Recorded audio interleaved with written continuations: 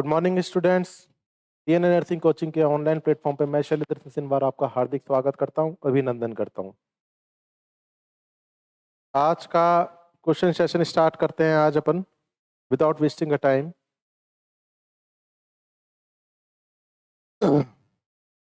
Microbiology के question session के अंदर अपना पहला क्वेश्चन है, आप लोग देख रहे हैं जो।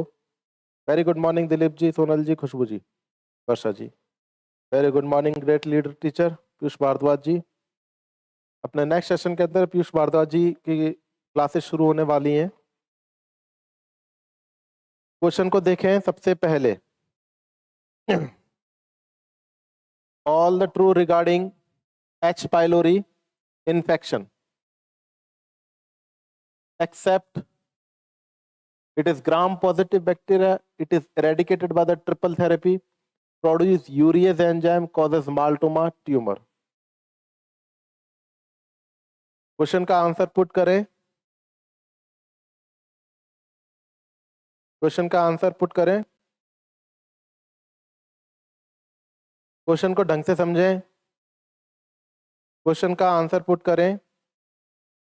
All the true regarding H. pylori infection except it gram-positive bacteria, it is eradicated by the triple therapy, produce urease enzyme as cause, and final answer option D are cause maltoma tumor. Please, Sonal Gupta. Question session में question को और थोड़ा छोटा अगली बार।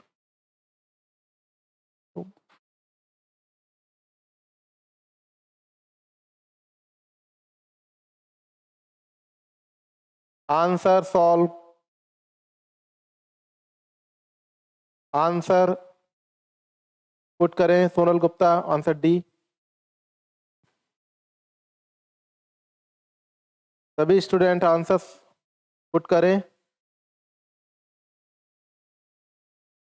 देखो, इस प्रकार से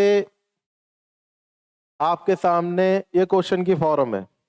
अब हम इस टॉपिक से संबंधित जितने भी क्वेश्चंस बनते हैं उन सबको अभी हम क्लियर करने वाले हैं। सबसे पहली बात,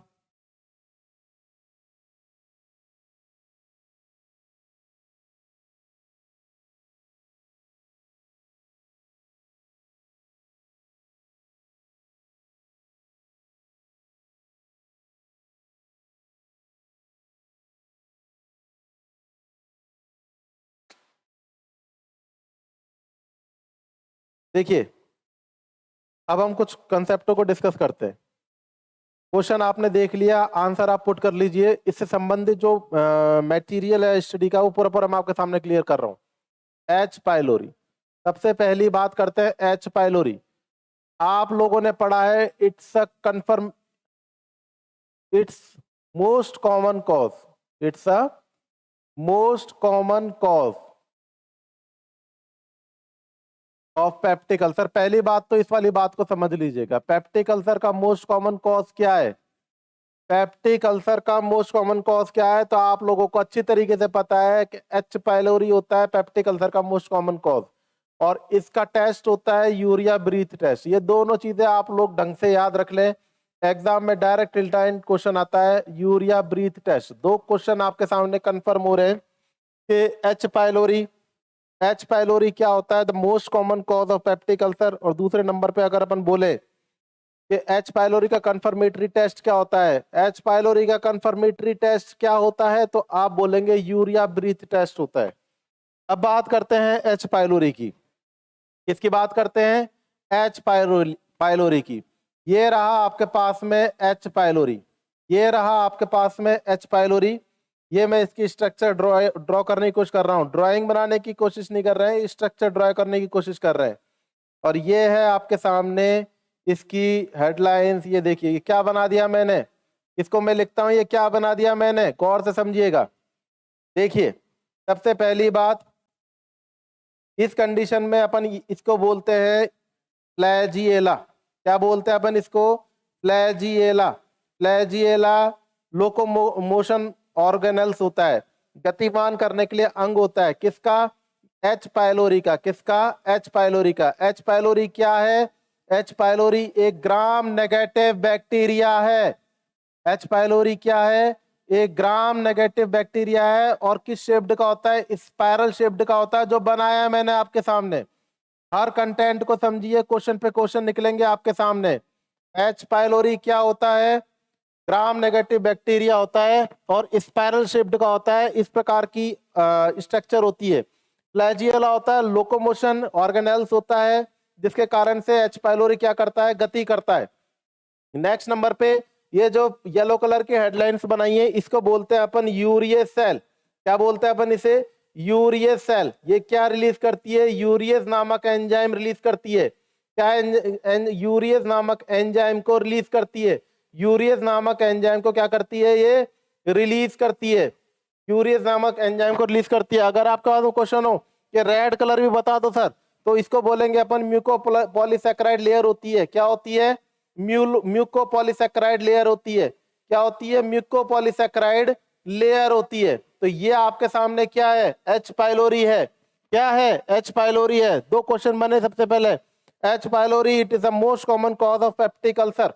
पहली बात, पेप्टिक अल्सर का मोस्ट कॉमन कॉज क्या होता है? क्वेश्चन बनता है, पेप्टिक अल्सर का मोस्ट कॉमन कॉज क्या होता है? तो आप बोलते हैं एच पाइलोरी। दूसरा question, most confirmatory test. Confirmatory test क्या होता है? कन्फर्मेटरी टेस्ट क्या होता है एच पाइलोरी का? तो आप क्या बोलते हैं? कन्फर्मेटरी टेस्ट होता है यूरिया ब्रीथ टेस्ट। क्या होता है? Urea breath test. समझ रहे हैं बात को? Urea breath test is the confirmatory test. Sonal Gupta सही कह रहे हैं। Urea breath test, urea breath test confirmatory test होता है। और ये आपके सामने किसकी? Gram negative bacteria spiral shaped के एच पाइलोरी की है। इसके अंदर कौन कौन से ऑर्गेनल्स हुए? फ्लैजियला हुआ, म्यूकोपॉलीसैकेराइड लेयर हुई, यूरियस नामक सेल हुई। इन सब चीजों को आपको आगे की तरफ कंटिन्यू समझना है। क्या क्या है दोबारा देखेंगे। क्या क्या है दोबारा देखेंगे। क्वेश्चन कैसे भी पूछा जा सकता है। सबसे पहले पूछेगा कि इसकी स्ट्रक्चर में क्या होता है? फ्लैजियला होता है। लोकोमोशन ऑर्गेनल्स क्या होता है? Locomotion organelles, locomotion, locomotion organelles क्या है? गति के लिए क्या होता है? फ्लैजियला होता है। गति के लिए क्या होता है? फ्लैजियला होता है। उसके बाद में बोलते हैं म्यूकोपॉलीसैकेराइड लेयर होती है। म्यूकोपॉलीसैकेराइड लेयर होती है। ये क्या करता है?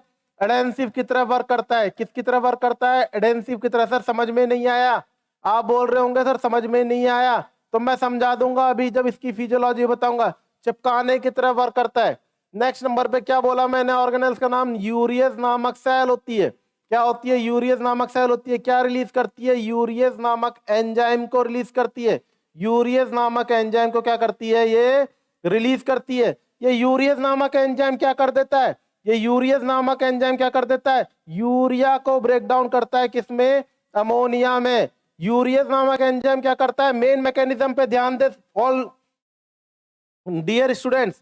यूरिया को किस में चेंज कर देता है? अमोनिया में चेंज कर देता है। दोबारा समझिए, एच पाइलोरी की, एच पाइलोरी की यूरियस सेल से क्या रिलीज होता है? यूरियस नामक एंजाइम जो यूरिया को किस में चेंज करेगा?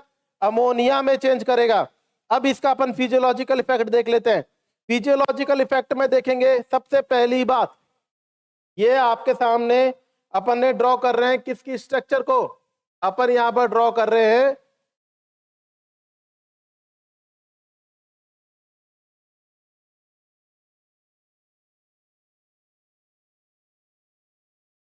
अपन यहां पर ड्रॉ कर रहे हैं स्टोमक की स्ट्रक्चर को। स्टोमक के बारे में आप लोगों को क्या बताएं? सब आप लोगों को पता है। यहां पर क्या है? ईसोफेगस। क्या है ये? ईसोफेगस। नीचे की तरफ क्या है? ड्यूोडेनम। क्या है ये? ड्यूोडेनम। आपकी नॉलेज अपडेट हो रही है क्लासेस के अंदर। ये क्या है? Lesser curvature. ये क्या है? Lesser curvature. ये क्या है? Greater curvature. ये क्या है?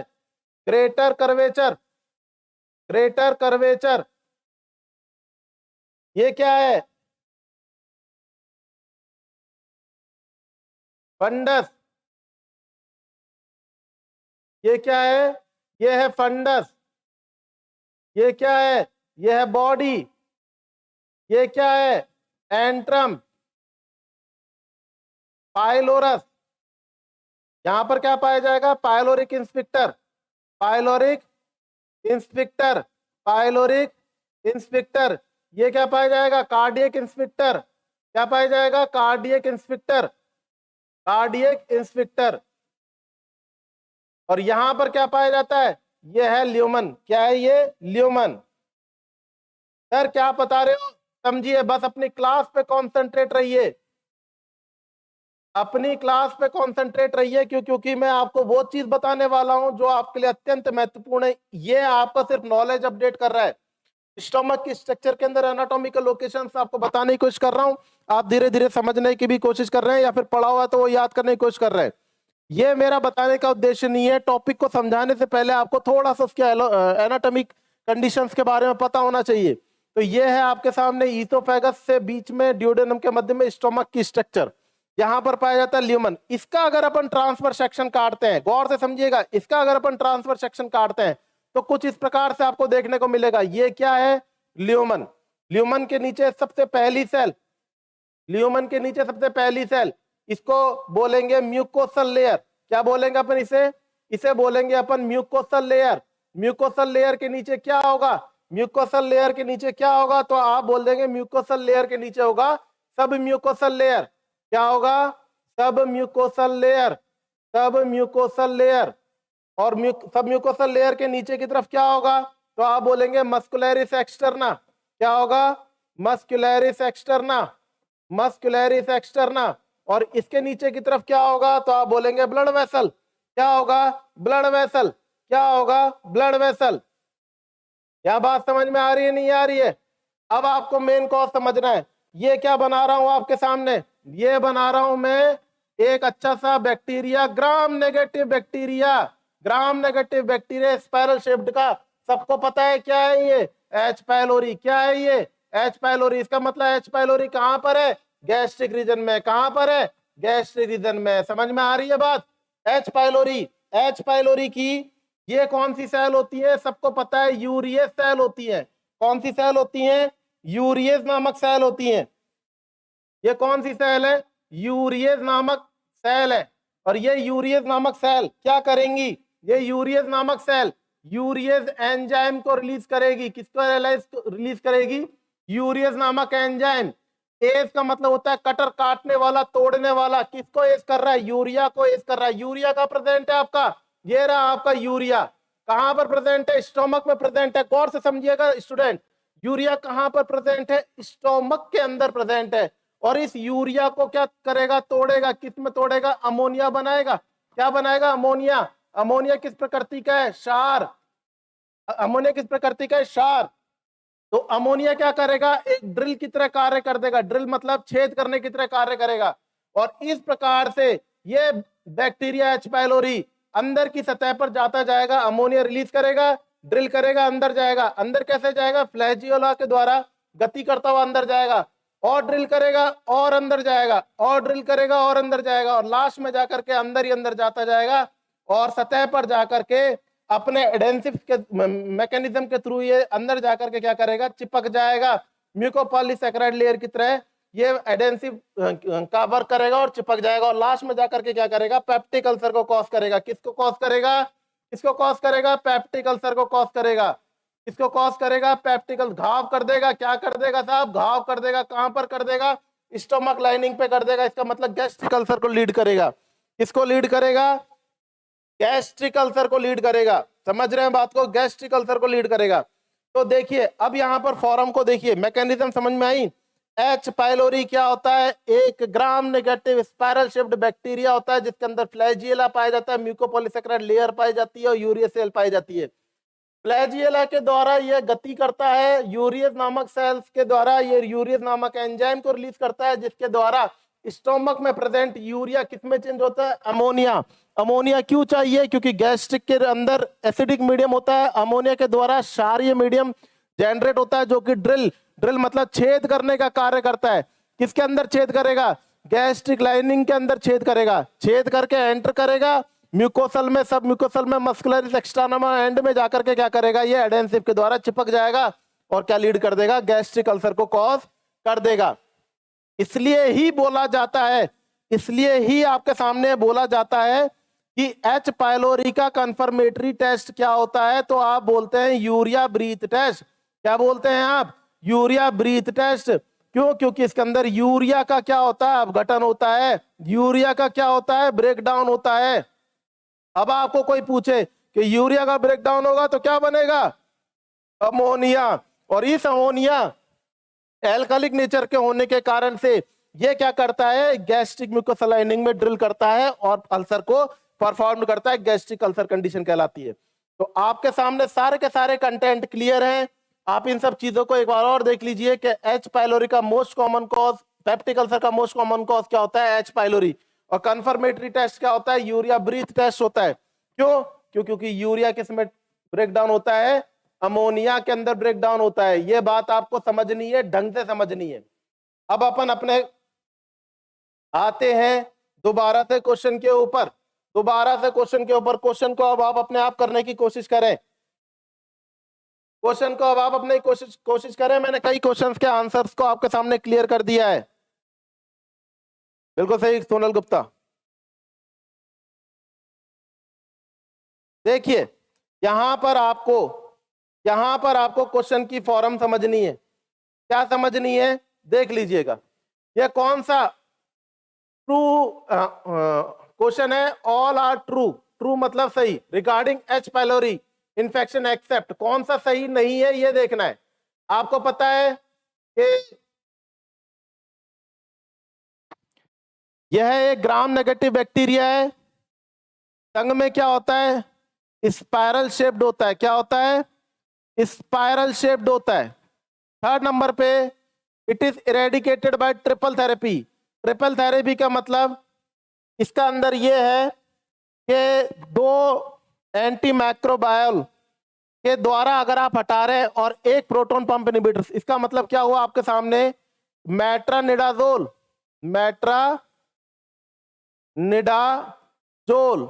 प्रोटोन पंप इनहिबिटर्स सब सैलिसाइलेट के द्वारा अगर आप इसको इनहिबिट करने की कोशिश कर रहे हैं, तो ये कंडीशन क्या कहलाएगी? क्वाड्रपल और ट्रिपल थेरेपी के अंदर काउंटेबल होगी। पीपीआई के अपन सब्स्टिट्यूट में यहां पर एक और रख सकते हैं, अमोक्सिलिन को। तो ये कंडीशन क्या कहलाएगी? इसकी थेरेपी होती है single therapy, dual therapy, triple therapy, quadruple therapy, जिसके द्वारा एच पाइलोरी को इरेडिकेट किया जाता है। तो आपका बी का आपका रेशनल क्लियर हो गया। प्रोड्यूस यूरियस नामक एंजाइम। बिल्कुल सही। ये कौन सा एंजाइम रिलीज करती है? यूरियस नामक एंजाइम को रिलीज करती है।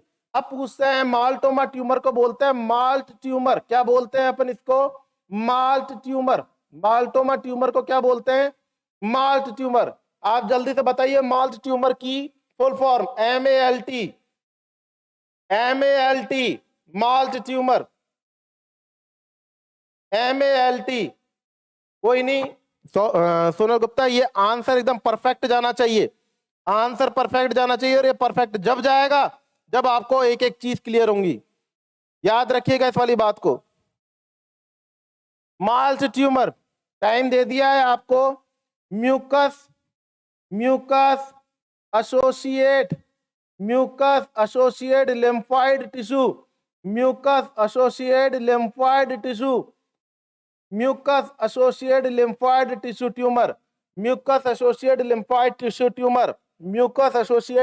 Tissue tumour.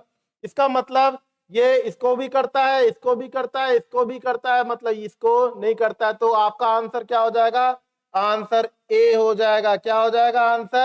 आंसर ए हो जाएगा। इस बात को समझ लीजिएगा। ठीक है। जितने भी क्वेश्चन पीपीटीज अगर आप ग्रुप के ऊपर बोलेंगे, सारी पीपीटीज आपको मिल जाएंगी। क्वेश्चंस की आपको अपलोड कर दी जाएगी। कोई वरी करने की जरूरत नहीं है। बस आराम से अपने को कूल होकर के। ये बिल्कुल मैलिग्नेंट है। अगर कंडीशंस में थर्ड स्टेज पे देखे तो ये मैलिग्नेंट की तरह वर्क करेगा।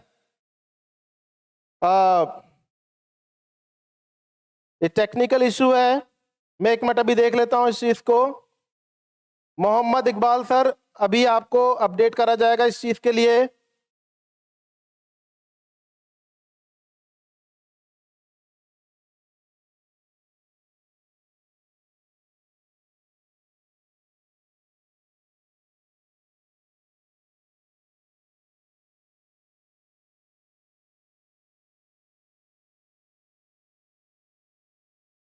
सर इनके ऊपर वर्क करेंगे अभी।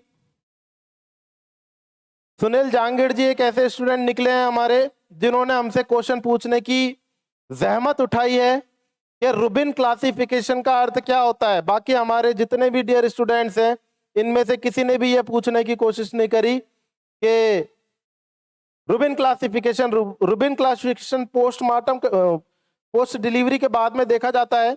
जब डिलीवरी हो जाती है तो उसके बाद में रूबिन क्लासिफिकेशन स्टार्ट होता है। इसकी 3 स्टेज होती है। इनकी 3 स्टेजेस होती हैं, टेकिंग इन, टेकिंग होल्ड और letting go. Taking in, taking hold and letting go ये मदर और इन्फेंट से संबंधित होती है। यहां पर क्वेश्चन पूछा जा सकता है आपसे, मदर केयर कौन सी फेज के अंदर देते हैं रूबिन क्लासिफिकेशन की, टेकिंग इन, टेकिंग होल्ड या फिर लेटिंग गो। टेकिंग इन फेज के अंदर मदर को अपनी खुद की डिहाइड्रेशन कंडीशन और प्रोलॉन्ग्ड जो डिलीवरी प्रोसेस है उससे रिजल्ट उससे अकम्पनेट करने के लिए कुछ टाइम पीरियड दिया जाता है, उसे टेकिंग इन में रखा जाता है। टेकिंग होल्ड के अंदर मदरिंग केयर समझा जाती है। मदरिंग केयर मतलब बच्चे की केयर कैसे की जाती है वो समझाया जाता है। और लास्ट में जाकर के लेटिंग गो में पेशेंट मदर को प्रॉपर तरीके से ट्रांसफर करते हुए अपने घर पे पहुंचाया जाता है। तो 3 फेजेस होती है, taking in, taking hold and letting go. ये किसमें कंसीडर की जाती है? रूबिन क्लासिफिकेशन में कंसीडर की जाती है। देखिए ऑल डियर स्टूडेंट्स, मैं आपको एक इंफॉर्मेशन देना चाहता हूं कि नॉर्सेट 2023 के लिए मैं डीएनए के नर्सिंग प्लेटफॉर्म के ऊपर संग में ही ऑनलाइन सेशन स्टार्ट कर रहा हूं। आई अगेन रिपीट, नॉर्सेट 2023 के एग्जाम के लिए मोस्ट इंपॉर्टेंट क्वेश्चन व्यूज लेकर के आ रहा हूं विद इन 1 और 2 डेज। एसजीपीजीआई को कंटिन्यू करते हुए अपन को नॉर्सेट के लिए भी देखना है, तो जल्दी से जल्दी अपनी सारी इंफॉर्मेशंस को अपने सब स्टूडेंट्सों को अपलोड करें। एक चीज है, it's my pleasure Sunil ji not to be say thanks. ये क्लासेस शेड्यूल एसजीपीजीआई नॉर्सेट अब कंटिन्यू रहेगा। आप लोगों से एक ही चीज है कि जो आप ऑनलाइन लाइव चैट कर रहे हैं वो आप वीडियोस के इनबॉक्स पे भी जा करके करें, लाइक करें, शेयर करें, सब्सक्राइब करें, ताकि हमारे वीडियोस को सब देख पाए, समझ पाए और अवेटेड कंडीशन में हो, मन लगाकर पढ़ें। यही हम आपसे चाहते हैं। तो एसजीपीजीआई के संग में नॉर्सेट की क्लासेस भी मैं लेकर के आ रहा हूं, ऑनलाइन क्वेश्चन सेशन लेकर के आ रहा हूं। आप लोगों को कोई भी पॉइंट समझ में नहीं आ रहा हो वो आप इस हमारे पास में अपडेट कर सकते हैं, वो टॉपिक भी आपको ऑनलाइन पढ़ा दिया जाएगा। जल्द ही नॉर्सेट का ऑनलाइन क्लास सेशन 2023 नॉर्सेट 2023 का स्टार्ट करने वाले हैं डीएनए की टॉप प्राइम फैकल्टीज के द्वारा ऑनलाइन क्लास सेशन को just dedicated for the नॉर्सेट 2023। Okay, ये इंफॉर्मेशन थी आपके लिए। अब अपन चलते हैं नेक्स्ट क्वेश्चन की तरफ। नेक्स्ट क्वेश्चन है आपके पास में, sleeping sickness which is caused by the trypanosoma brucei is transmitted by the bite of. बहुत ज्यादा मोस्ट कॉमन क्वेश्चन है, बहुत ज्यादा मोस्ट कॉमन क्वेश्चन है। इन क्वेश्चंस को आपको सॉल्व करना है। अपने आप बताइए, आंसर दीजिए। क्वेश्चन आपके सामने दे रखा है, क्वेश्चन आपके सामने दे रखा है, आंसर को प्रोवाइड करिए। Sleeping sickness which is caused by the trypanosoma brucei is transmitted by the bite of. Answer आने चाहिए। सोनल गुप्ता, कोई एक व्यक्ति एक दिन में सब कुछ नहीं पाता है। आज अगर आप मेरा उदाहरण लें तो मैंने भी अपनी लाइफ में बहुत अनसक्सेस देखी है। आपको तैयारी करने के लिए 6 मंथ नहीं, टॉप रैंक लाने के लिए 1 साल चाहिए। पॉजिटिव एनर्जी के संग में पढ़ाई करो। डीएसएस भी आ रहा है, बहुत अच्छी वैकेंसी इसके संग में, इतनी वैकेंसीज हैं, आपको वरी करने की जरूरत नहीं है, आपको मस्त होकर के सिर्फ पढ़ाई करनी है। जो भी इश्यूज हैं कमेंट सेक्शन में डालिए, आंसर डालिए, डिमोटिवेट नहीं होना है, मोटिवेट रहना है। सुनील जहांगीर, प्रियंका सिंह बी, सबके सब आंसर, वर्षा बी आंसर दे रहे हैं, टिश टिश बी आंसर दे रहे हैं, टिश टिश। सैंड फ्लाई का नाम दे रहे हैं, टिश टिश, सैंड फ्लाई टिश टिश, आंसर दीजिए।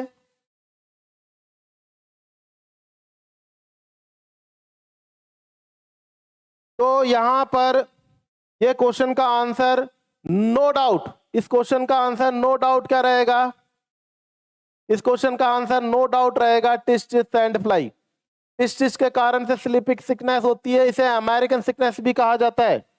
ये टर्म आती नहीं है आपके सामने, लेकिन जो क्वेश्चंस आते हैं वो जरूर आते हैं।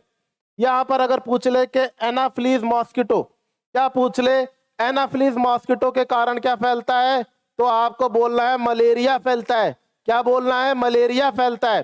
क्वेश्चन सेशन के क्वेश्चनों को निकालेंगे, क्वेश्चनों को एक एक को दोबारा से वीडियो को देख करके सबके सब लिखेंगे, जो मैं यहाँ पर लिख रहा हूँ रेशनल में। स्लाइड चाहिए अवेलेबल हो जाएगी, डीएनए के हेल्पलाइन पे कॉल कर लीजिएगा, सब आपको व्हाट्सएप कर दी जाएंगी। टिश टिश सैंड फ्लाई, टिश टिश सैंड फ्लाई, बाकियों को भी देख लेते हैं। एनाफ्लीज मॉस्किटो, यहाँ पर एक टर्म लिख देते हैं फीमेल,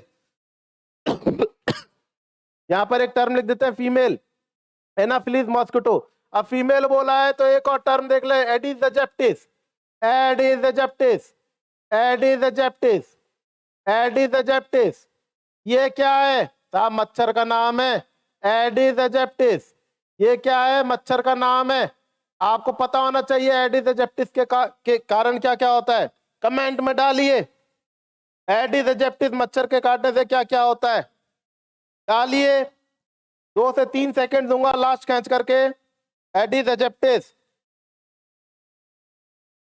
एडिस एजिप्टिस के कारण आप लिखेंगे येलो फीवर, क्या लिखेंगे, येलो फीवर, और क्या लिखेंगे, डीएचएफ, डेंगू हेमराजिक फीवर, और क्या लिखेंगे, चिकनगुनिया, क्या लिखेंगे, चिकनगुनिया। आपको कोई भी मच्छर नहीं छोड़ना है, क्योंकि मच्छर किसका फेवरेट क्वेश्चन है, पीजीआई का। गत 2012 से पीजीआई का फेवरेट क्वेश्चन रहा है cross infection by the hand washing और मॉस्किटो बाइट्स। 3 मॉस्किटो से पकड़ रखे हैं। पहला मॉस्किटो आपके सामने है फीमेल एनाफ्लीज, दूसरा बता दिया है एडिस एजिप्टिस, दूसरा है एडिस एजिप्टिस। एडिस एजिप्टिस में लिखना है येलो फीवर, डीएचएफ, चिकनगुनिया। लास्ट में कौन सा बचा बताएं जरा, ये लिया विश्नोई, क्यूलैक्स विश्नोई। क्या बोला, क्यूलैक्स विश्नोई। याद रखना विश्नोई नाम से भी आ सकता है, क्यूलैक्स नाम से भी आता है। कमेंट सेक्शन में डाले क्यूलैक्स विश्नोई के कारण क्या होगा, कमेंट सेक्शन में डाले क्यूलैक्स विश्नोई के कारण क्या होगा। ओनली ऑन 3 सेकंड दिए जा रहे हैं, कमेंट सेक्शन में डालें क्यूलैक्स विश्नोई के कारण क्या होगा। Very good, Zika fever.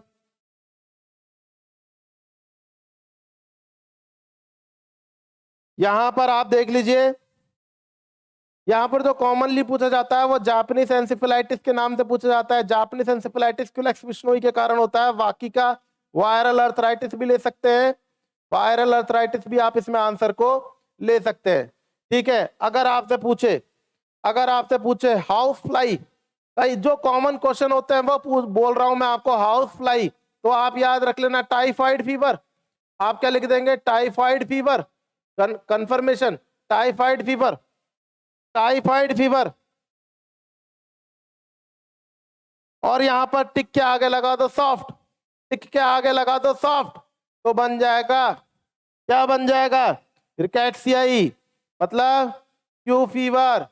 Q fever आपको अपने आप कमेंट सेक्शन में डालना है किसके कारण होता है, क्यू फीवर किसके कारण होता है, क्यू फीवर किसके कारण होता है, जल्दी बताएं आंसर को। क्यू फीवर किसके कारण होता है, आंसर बताएं। तो बोलेंगे कॉक्सला बुर्नेटी, क्या बोलेंगे, कॉक्सला बुर्नेटी, रिकेट्सियाई है ये। याद रखिएगा, ये क्वेश्चंस आपके सामने बन रहे हैं, इनको आपको ढंग से समझना है। तो क्वेश्चन आपके पास में दोबारा से दे रहे हैं, इसका फाइनल कंफर्मेशन आंसर भी दे रहा हूं मैं आपके सामने। कंफर्मेशन आंसर क्या होगा? Test test. क्या होगा कंफर्मेशन आंसर? Test test. तो अदर क्वेश्चन संभावित बन रहे हैं वो आपके सामने लिख दिए गए हैं। नोट्सों के प्रिंट निकालो और उनके ऊपर इसको दोबारा से वीडियोस को देखें और उसके बाद में लिखें। क्वेश्चन के कमेंट सेक्शन में लाइव चैट के अलावा जब यूट्यूब चैनल पर रखा रहता है तो कमेंट सेक्शन में भी आपके तरफ से अपने व्यूज देने हैं, कमेंट्स आपको भेजने हैं, ये ध्यान रखिएगा। एज ए सीनियर आपसे कह रहा हूं कि आपको कमेंट सेक्शन में भी ये अपडेट करने हैं। अब चलते हैं अपन नेक्स्ट क्वेश्चन की तरफ। Next question,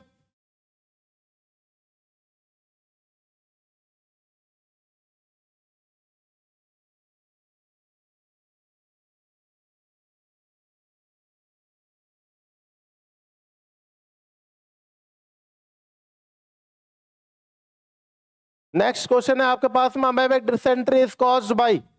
amoebic dysentery is caused bye, ये वो क्वेश्चंस हैं जो गत 12 सालों के अंदर आपसे कई बार एग्जाम में पूछे गए हैं। अगर आपको बताए गए तरीके से चार्ट याद है, जैसे बताए मैंने आपको चार्ट, अगर आपको याद है तो चार्ट याद है तो क्वेश्चन कहीं नहीं रुकेगा।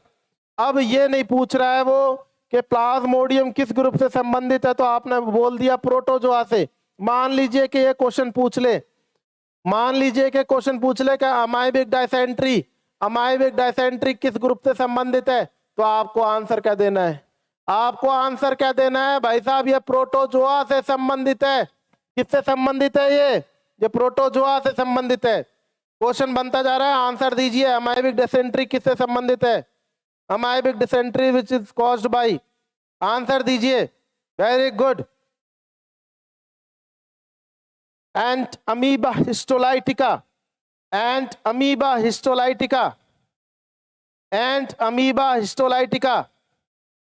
अब सभी स्टूडेंट जो ऑनलाइन क्लास ले रहे हैं इसमें बताइए, एंट अमीबा हिस्टोलाइटिका प्रोटोजोआ के किस ग्रुप से संबंधित है? बच्चों श्याम कुशवाहा जी, सी आंसर है। लो मैंने लिख दिया, आप लोग कंफ्यूज नहीं हो, सी आंसर है। पर क्वेश्चन की तो बरसात हो रही है अभी, अब आंसर दीजिए अपने आप। आपसे पूछ रहा हूं, एंट अमीबा हिस्टोलाइटिका प्रोटोजोआ के किस ग्रुप से संबंधित है? कमेंट सेक्शन में लिखिए जल्द। एंट अमीबा हिस्टोलाइटिका प्रोटोजोआ के किस ग्रुप से संबंधित है? राइजोपोडा से। प्रिंस निषाद ने आंसर दिया है राइजोपोडा से, इस करेक्ट आंसर। अब आप यह आंसर दीजिए कि राइजोपोडा का लोकोमोशन ऑर्गेनेल्स क्या है? महेंद्र सिंह, राइजोपोडा का लोकोमोशन ऑर्गेनेल्स क्या है? राइजोपोडा। खुशबू सिंह, राइजोपोडा है द करेक्ट आंसर। आंसर दीजिए, जितना जल्दी हो सके दीजिए। राइजोपोडा का लोकोमोशन ऑर्गेनेल्स क्या है? राइजोपोडा का लोकोमोशन ऑर्गेनेल्स क्या है? राइजोपोडा का लोकोमोशन ऑर्गेनेल्स क्या है? नोट्सों को नहीं देखना है, माइंड में कॉन्सेंट्रेट होकर तुरंत क्लिक करें। इस प्रकार की नेचर बनानी है, तब जाके क्वेश्चन क्लियर होते हैं। सोनल गुप्ता, राइजोपोडा का लोकोमोशन ऑर्गेनेल्स क्या है? स्यूडोपोडिया। बिल्कुल सही आंसर है, स्यूडोपोडिया है। तो याद रखें, रिवीजन कर लेते हैं, याद करें। प्रोटोजोआ के अंदर आता है सिलिएटा, मस्टिकोफोरा, राइजोपोडा और स्पोरोजोआ। बैलेंटाइडियम कोली होता है सिलिएटा में, लोकोमोशन ऑर्गन होता है सिलिया। मस्टिकोफोरा में आता है काला आजार बीमारी, लिशमानियासिस डोनोवेनी और ट्राइकोमोनास वेजिनेलिस। राइजोपोडा मस्टिकोफोरा का आपका लोकोमोशन ऑर्गेनल्स क्या होता है? तो आप बोल देंगे फ्लैजिएला। राइजोपोडा का होता है pseudopodia. Entamoeba histolytica causes acute amoebic dysentery. और लास्ट बचता है आपके पास में स्पोरोजोआ। स्पोरोजोआ के अंदर प्लाज्मोडियम के सभी स्पीसीज आती है। ये सब चीजें आपको डेफिनेटली याद होनी चाहिए, हर टाइम याद होनी चाहिए। क्वेश्चन की फॉर्म कैसी भी आ सकती है, इसमें ये नहीं लिख रहा हूं कि amoebic dysentery is caused by AIIMS 2018, ऐसा नहीं लिख रहा हूं। ये सारे क्वेश्चंस प्रीवियस क्वेश्चंस को देखते हुए और बनाए जा रहे हैं। तो क्वेश्चनों को अगर मैं रख रहा हूं तो स्लाइड्स को भी, पहले वाली क्लासेस को भी याद रखना है, ताकि क्वेश्चन कोई भी फॉर्म में आए आप लोग कंफ्यूज नहीं हो। अगर आपसे मैं क्वेश्चन पूछूं कि टीनिया सोलियम किस ग्रुप से संबंधित है, आंसर दीजिए। ग्रुप का नाम बताना है कि ये बैक्टीरिया है कि वायरस है, क्या है, क्या ये टीनिया सोलियम। आंसर दीजिए, टीनिया सोलियम क्या है?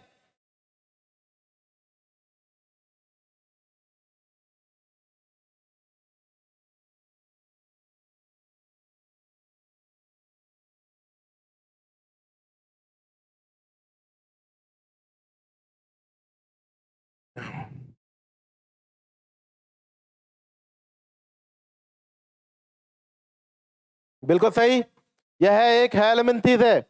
यह क्या है? एक हेलमिंथीस है। सुनील जांगिड़, यह है हेलमिंथीस है। ग्रुप बताएं हेलमिंथीस का। नेमेटोड है, सिस्टोड है, क्या है? ट्रेमेटोड है। बताएं।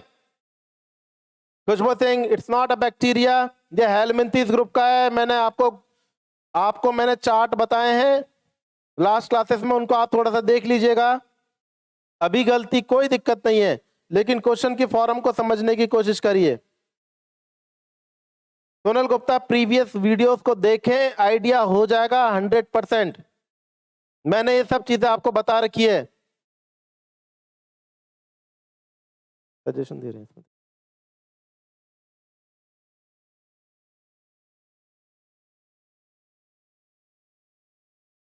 ठीक है, अब चलते हैं अपन नेक्स्ट क्वेश्चन की तरफ। टाइम कम है, अपन को आगे की तरफ बढ़ना है। इसका कंफर्मेशन आंसर, आपको कंफर्मेशन आंसर, अगर कोई स्टूडेंट कंफ्यूज ना हो तो कंफर्मेशन आंसर क्या है? Entamoeba histolytica. ठीक है, acute amoeba dysentery, Entamoeba histolytica. Okay, next question की तरफ लीड करते हैं।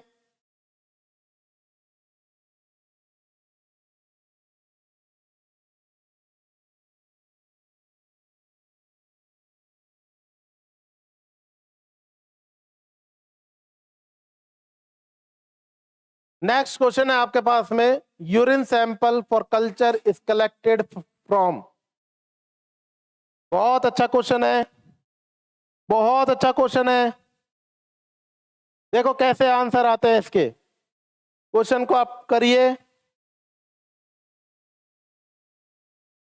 बहुत अच्छा क्वेश्चन है।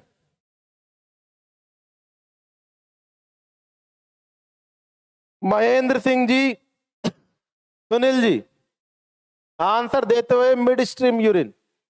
Jitendra, CHO aspirants, Sonal Gupta, Dilip Singh C, Poovi Singh C, Sonal Gupta C. Live का मतलब जानते हैं क्या होता है? लाइव का मतलब ये होता है, Nisha Singh C, mid stream urine.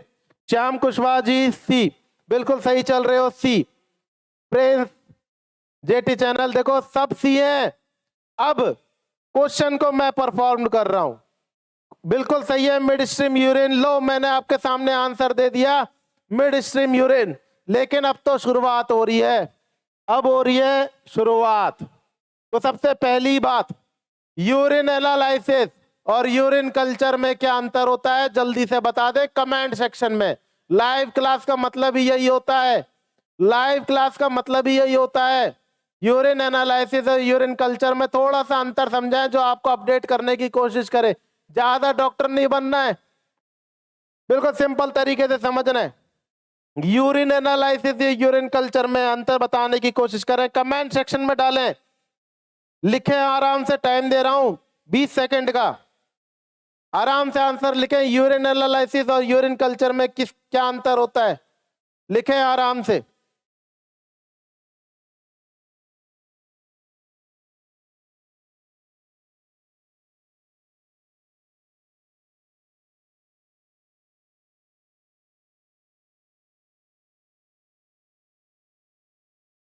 देखो, यूरिन एनालिसिस के अंदर रीनल सिस्टम डिसऑर्डर से संबंधित जो भी प्रॉब्लम होती है उसके लिए यूरिन एनालिसिस टेस्ट किया जाता है। स्पेसिमेन पे 10 to 15 ml लिया जाता है, मॉर्निंग का यूरिन लिया जाता है। यूरिन लेने से पहले आपको जेनेटल्स को क्लीन करना है और मिड स्ट्रीम यूरिन को आपको कलेक्ट करना है, ये आपको अच्छी तरीके से पता है। लेकिन अगर पूछ ले यूरिन कल्चर, तो यूरिन कल्चर के अंदर कॉजेटिव कॉज माइक्रो ऑर्गेनिजम्स के बारे में मालूम करने के लिए, और पॉजिटिव कॉज माइक्रो ऑर्गेनिज्म पे कौन सा स्पेसिफिक एंटीबायोटिक इफेक्ट करेगा, इसकी जांच के लिए यूरिन कल्चर टेस्ट किया जाता है। तो ये याद रखना है आपको कि यूरिन एनालिसिस और यूरिन कल्चर कंडीशन क्या होती है। नेक्स्ट नंबर पे बोलते हैं स्पेसिफिक ग्रेविटी, यूरिन की स्पेसिफिक ग्रेविटी, यूरिन की स्पेसिफिक ग्रेविटी बताएं क्या होती है, यूरिन की स्पेसिफिक ग्रेविटी क्या होती है, बताएं जल्दी से। द डेफिनेशन ऑफ यूरिन की स्पेसिफिक ग्रेविटी यूएसजी। अल्ट्रासोनोग्राफी मत समझ लेना दोस्तों, ये अल्ट्रासोनोग्राफी नहीं है, ये यूरिन की स्पेसिफिक ग्रेविटी है। हर क्वेश्चन हर लाइन के ऊपर भी क्वेश्चन बन रहे हैं, इसलिए डीएनए बेस्ट है।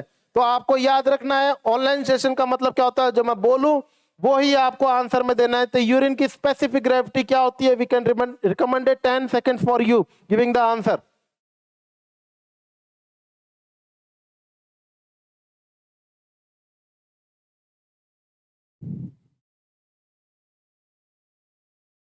बिल्कुल सही जा रहे हैं। देखो लगभग के लिए आपका आंसर सही है, सीएचओ एस्पिरेंट्स आप सही कह रहे हैं। यूरिन की स्पेसिफिक ग्रेविटी की मैंने डेफिनेशन पूछी जो एग्जाम में पूछा जाता है, तो आपको याद रखना है कि यूरिन की कंसंट्रेशन ऑफ यूरिन को ज्ञात करने के लिए, आई अगेन रिपीट ऑप्शन मिलेगा, कंसंट्रेशन ऑफ यूरिन क्या कहलाता है, यूरिन की स्पेसिफिक ग्रेविटी कहलाता है। क्या कहलाता है, यूरिन की स्पेसिफिक ग्रेविटी कहलाता है। कितना होता है, 1.016 से 1.022 के करीब होता है। अब अगर नेक्स्ट क्वेश्चन बोलूं कि यूरिन की स्पेसिफिक ग्रेविटी ज्ञात करने का तरीका, most common method of urine specific gravity, answer दीजिए। The most common method to detect the urine की स्पेसिफिक ग्रेविटी, आंसर दीजिए प्लीज, आंसर दीजिए। यूरिन की स्पेसिफिक ग्रेविटी ज्ञात करने का मोस्ट कॉमन मेथड, जैस्मिन दैया जी आपका लगभग नियर बाई है, मैं रिकमेंड कर रहा हूं फाउंडर्स को।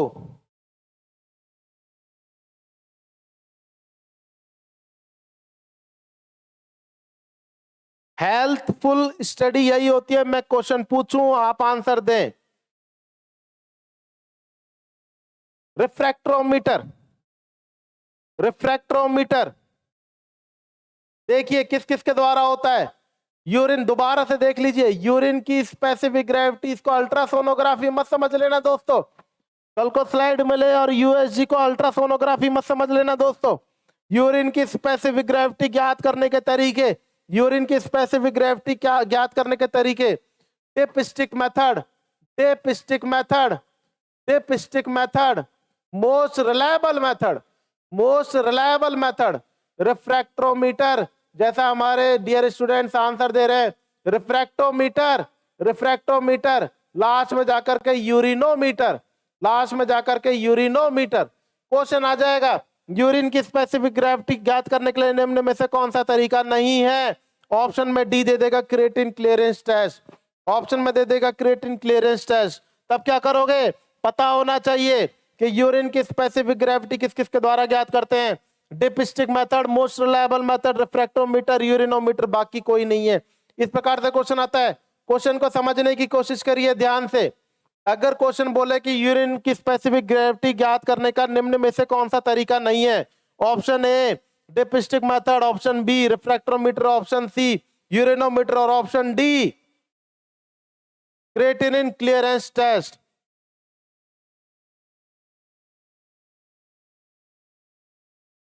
थैंक्स, थैंक्स बच्चों। तो आपसे अगर पूछे क्रिएटिन क्लियरेंस टेस्ट तो आपका आंसर क्या होगा, क्रिएटिन क्लियरेंस टेस्ट, क्योंकि आप लोग अपलोड होने वाले हैं, अपडेट होने वाले हैं। अभी तो सिर्फ शुरुआत है माइक्रोबायोलॉजी पे, क्योंकि मैं लेके आ रहा हूं फंडामेंटल और एमएसएन जल्द ही नॉर्थ सेट लेवल के ऊपर। हमारे ग्रेट पीयूष जी लेकर के आ रहे हैं साइकियाट्रिक, जिनके सामने अच्छे अच्छे क्वेश्चंस रुक नहीं पाते हैं। नेक्स्ट आ रहे हैं ओबीजी महिपाल सर। तो इस टीम को अप्रिशिएट करें, आगे बढ़ाएं, डीएनए के प्लेटफॉर्म को आगे बढ़ाएं, क्योंकि अब जो आपका टारगेट है वो अचीव करने में हम आपको देंगे पूरा 100% सहयोग। देखो ये क्वेश्चंस करने के बाद में एक क्वेश्चन बच गया, एक क्वेश्चन और दे देता हूं मैं आपको। क्वेश्चन गौर से समझिएगा, इसे ही कहते हैं online classes, confirmatory test, confirmatory test of renal failure. Renal failure हुआ है, इसका कंफर्मेटरी टेस्ट क्या है, option A creatinine clearance test, creatinine clearance test, कोई भरोसा नहीं है क्वेश्चनों का कहां से कौन सा आ जाए। Creatinine clearance test option B. Blood urea nitrogenous base test option C. Creatinine test option C. Creatinine test option D. Option D D-dimer assay test. D-dimer assay test option D के बाद में option E. A B C D. देखो question लिख दिया, writing पे मत जाना, concept के ऊपर जाना।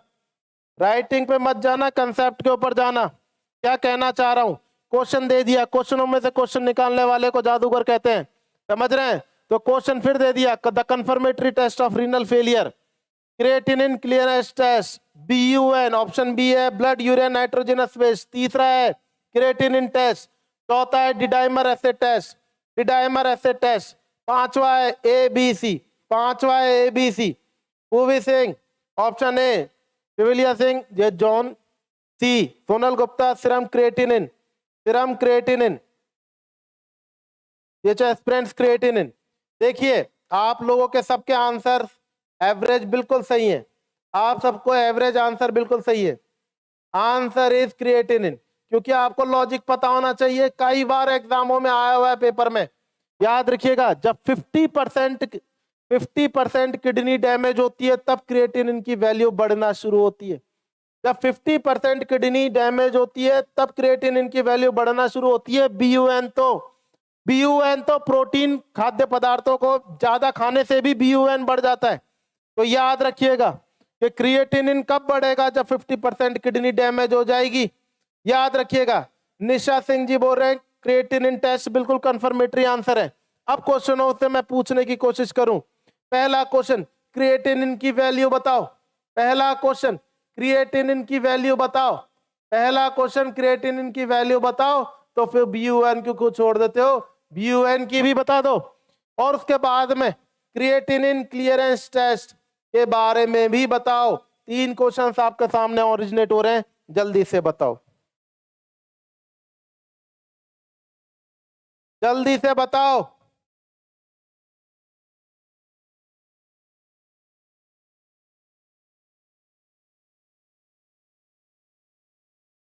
अरविंद जी बोल रहे हैं, अरविंद जी टेक्निकल टीम।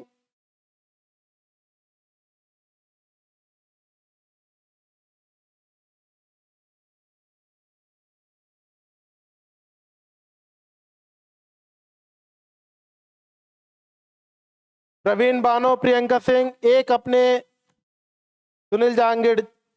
देखो अब सुनील जहांगीर जी दे रहे हैं MG में, तो आपको याद रखना है बच्चों अच्छी तरीके से कि आपको यूनिट जरूर लिखनी है। मैं हर स्टूडेंट्स के कमेंट्स देखूंगा, यूनिट जरूर लिखनी है। बिल्कुल सही कर रहे हो आप लोग, धीरे धीरे अपडेट हो रहे हो। यूनिट जरूर लिखनी है आपको। पूवी सिंह यूनिट जरूर लिखनी है, गुड। अब आपको एवरेज अपन रख लीजिए 0.5 से 1.5 mg। अब आप ये मत बोलिएगा 1 है या 1.6 है, एवरेज रख रहा हूं मैं आपके सामने। बात इसमें जो देखने की है वो मेनली है मिलीग्राम। क्या है साहब, मिलीग्राम। अगर यही मिलीग्राम MEQ में दर्शा दे, इसमें दर्शा दे, मिली इक्विवेलेंट में दर्शा दे, 0.5 से 1.5 मिली इक्विवेलेंट आ जाए, तो ये जो रेंज हो जाएगी ये हो जाएगी लिथियम की।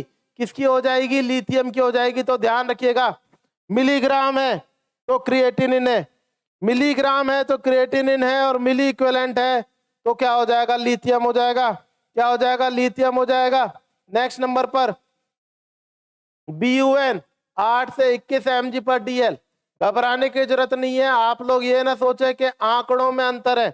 आप प्रिफर बुक कोई सी भी कर सकते हैं, मैं कोई सी भी कर सकता हूं। एवरेज रेंज में बहुत अंतर आएगा। जब आप पेपर देखेंगे बहुत स्लाइट अंतर नहीं आएगा कि 0.6 से 1.6 होगा या फिर 1.0 होगा। जो आपका आंसर आएगा वो मानक आएगा, एक ऑप्शन से दूसरे ऑप्शन के मध्य में अंतर लेता हुआ आएगा। जो हमारे पास में जो अपन जो आंसर दे रहे हैं वो आप किसी बुक को लेकर के दे रहे होंगे, मैं किसी बुक को लेकर दे रहा हूँ, इसलिए मैंने बोला कि यूनिट जरूर लिखें, यूनिट जरूर लिखें। अब एक अच्छी चीज बता देता हूं, सीसीटी क्रिएटिनिन क्लियरेंस टेस्ट क्या होता है?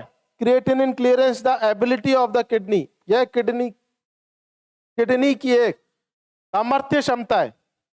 क्रिएटिनिन क्लियरेंस टेस्ट क्या होता है? It is the ability of the kidney to remove the how much creatinine from the blood, कि अच्छी तरीके से किडनी क्रिएटिनिन को ब्लड से बाहर कितने अच्छी तरीके से निकाल सकती है। इस कंडीशन को क्या बोलते हैं? क्रिएटिनिन क्लियरेंस टेस्ट बोलते हैं।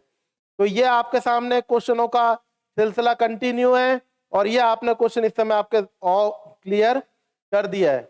नेक्स्ट क्वेश्चन पर आते हैं।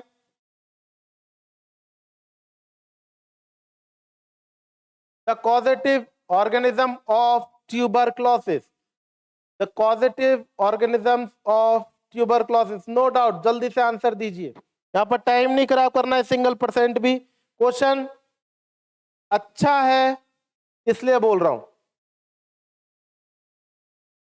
5 seconds only on should be given answer लिखने के लिए। Kapil Gurjar, good afternoon sir ji, very good afternoon, continue class को लें, आंसर दें।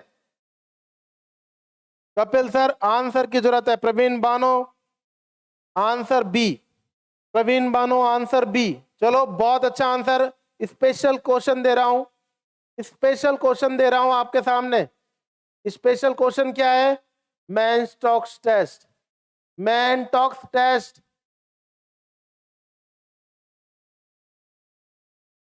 डिस्क्रिप्शन बताएं, मैनटॉक टेस्ट में कितना ml सॉल्यूशन इंजेक्ट किया जाता है, किस माध्यम से किया जाता है? जल्दी से सभी स्टूडेंट आंसर दें। मैनटॉक्स टेस्ट के अंदर, मैनटॉक्स टेस्ट का आंसर दें, कितना ml इंजेक्ट करेंगे? जल्दी बताएं। निशा सिंह करेक्ट आंसर दे रहे हैं। शिवानी जी बी बिल्कुल सही आंसर है, थैंक्स मेरे छोटे भाइयों।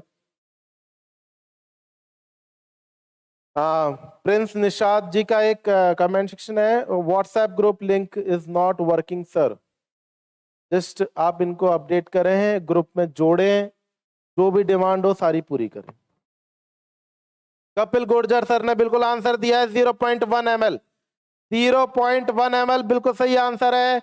सब कुछ याद रखना है, भूलना नहीं है। 0.1 ml, ठीक है।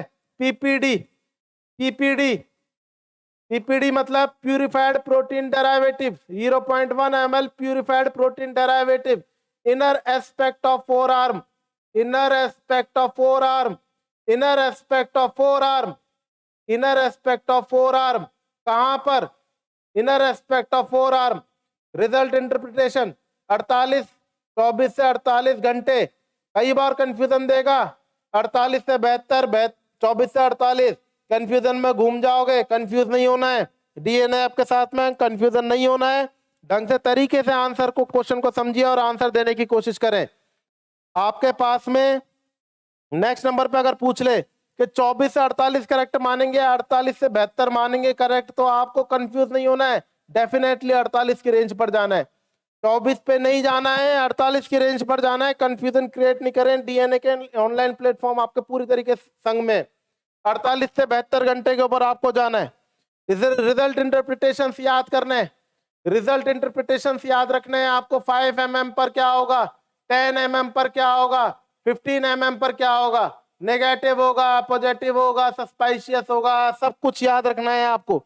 अब अगर मैं यहीं पर आपके सामने क्वेश्चन पूछ लूं कि बीसीजी की वैक्सीन कितने ml दी जाती है, बीसीजी की वैक्सीन कितने ml दी जाती है, आंसर दीजिए जल्दी से। बीसीजी की वैक्सीन कितने ml देंगे, जल्दी से आंसर दीजिए। इम्यूनाइजेशन शेड्यूल के अंतर्गत बीसीजी की वैक्सीन कब देंगे और कितने ml देंगे, आंसर दीजिए।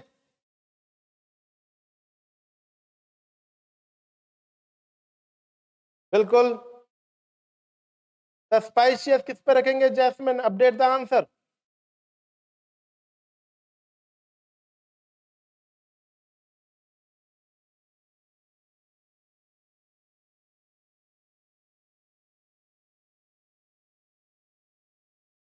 करो बच्चों, टाइम कम है। 0.5 ml। पूवी सिंह अपडेट करें अपने आप को, इस वजह से क्वेश्चन सेशन ले रहा हूं मैं। 0.5 ml एट बर्थ, और अगर नहीं दिया गया है इंट्राडर्मल माध्यम से देंगे, नहीं दिया गया है तो फिर एट 6 वीक या 6 मंथ। मेरी तो क्या नॉलेज कमजोर होती जा रही है, आप ही अपडेट कर दो। 6 वीक या 6 मंथ। अगर बीसीजी एट बर्थ नहीं दी गई है तो 6 वीक दोगे या 6 मंथ दोगे? आंसर अपडेट करो। अर्चना तंवर 0.5 ml, बिल्कुल सही। पूवी सिंह कोई बात नहीं, बस ये सॉरी यहां पर चलना चाहिए। आप जब पेपर दें मेन तो कोई शिट और सॉरी नहीं आना चाहिए। You are confirmed. क्वेश्चन गलत होने के कई कारण होते हैं, ओवर कॉन्फिडेंस, लेस कॉन्फिडेंस और डाउट्स क्लियर ना होना। 4 वीक 6 वीक, 6 वीक पे देंगे, 6 वीक को ही अपन मानते हुए आ रहे हैं, 6 वीक मान के रखें। अगर आपको अपने कंसेप्टों में थोड़ा सा प्लस माइनस दिख रहा है तो हमारे संग में हमारे कंसेप्टों को मानने की कोशिश करें, ठीक है। अजय सिंह बिल्कुल सही। नेक्स्ट क्वेश्चन, नेक्स्ट क्वेश्चन पर आते हैं अपन।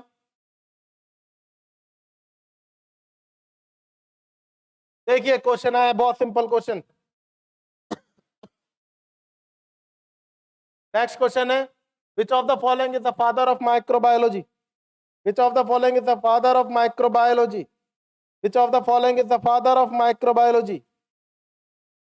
विच of the following is the father of microbiology? Answer दीजिए, 10 सेकेंड से ज्यादा नहीं रखेंगे। प्रिंस निषाद सही है। Sonal Gupta next question update करें सब।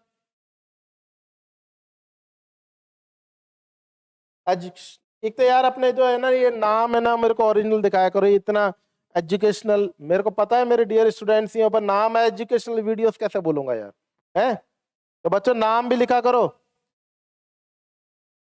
कि मैं ये हूं, मैं क्या भूल। ठीक है, आंसर पे ध्यान दे। आंसर दे रहे हैं साहब।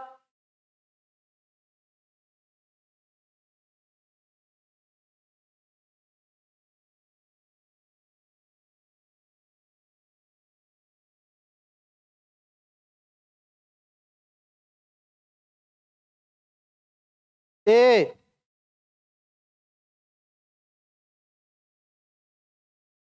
चलो वेरी गुड आंसर। अब क्वेश्चनों की बरसात कर रहा हूं, क्वेश्चनों की बरसात कर रहा हूं, देखते चले। पहले तो ये लिख ले, क्वेश्चन ले रहे हैं अपन, क्वेश्चनों पे आंसर दे। बैक्टीरियोलॉजी, वैक्सीन, वैक्सीन की खोज किसने की? बैक्टीरियोलॉजी की खोज किसने की? सेप्टिक सर्जरी के ज्ञाता जनक कौन है? क्वेश्चन आ रहे हैं आपके सामने। रेबीज वैक्सीन की खोज किसने की?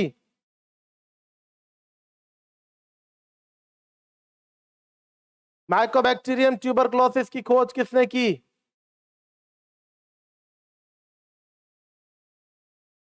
माइकोबैक्टीरियम लेप्रोसी की खोज किसने की?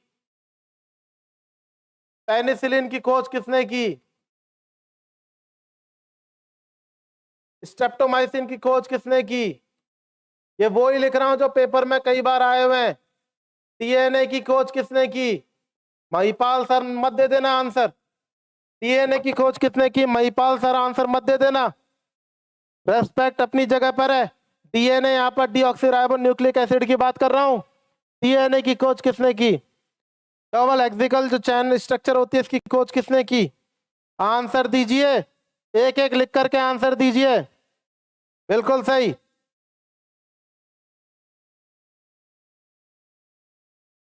अपडेट करेंगे। सोनल गुप्ता आंसर दीजिए। Sushruta very good. पेनिसिलिन क्या हो गया है बेटा? Antonie van Leeuwenhoek. तो बेटा एक बात बता, एंटोनी वॉन ल्यूवेनॉक कहाँ गया? ये कमेंट ज्यादा आ रहे हैं। पेनिसिलिन की अगर पेनिसिलिन एलेक्जेंड्रोस, ठीक है, okay, good answer, very good, very good Poovi Singh.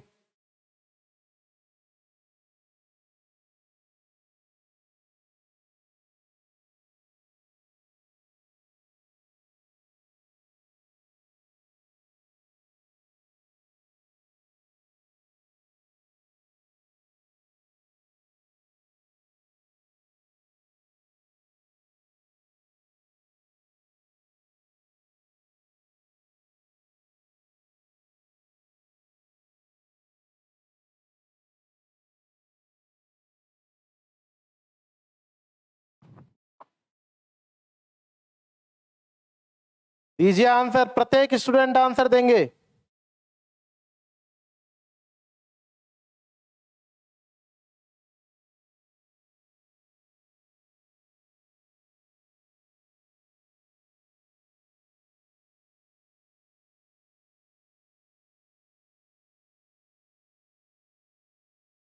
ठीक है, ये आपके सामने क्वेश्चंस हैं,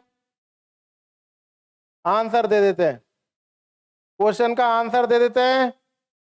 ऐसा आंसर कभी नहीं भूलोगे, ऐसा आंसर कभी नहीं भूलोगे।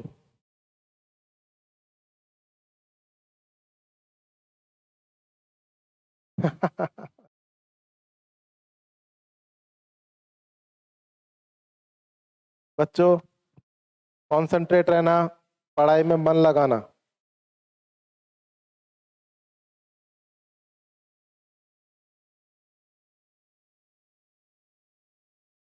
Land Steiner, Landsteiner ABO blood group की जांच, ब्लड ग्रुप।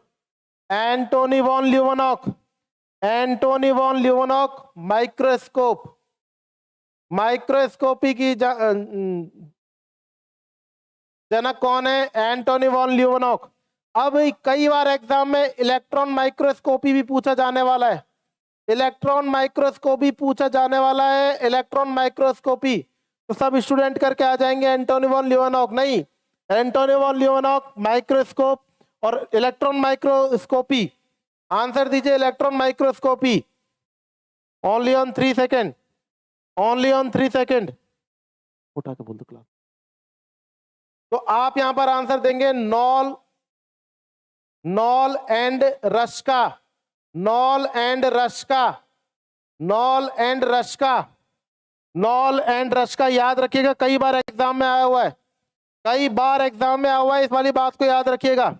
पेनिसिलिन, पेनिसिलिन बोल दें, पेनिसिलिन, पेनिसिलिन का रख देंगे अलेक्जेंडर फ्लेमिंग। क्या बोल देंगे? Alexander Fleming, Alexander Fleming.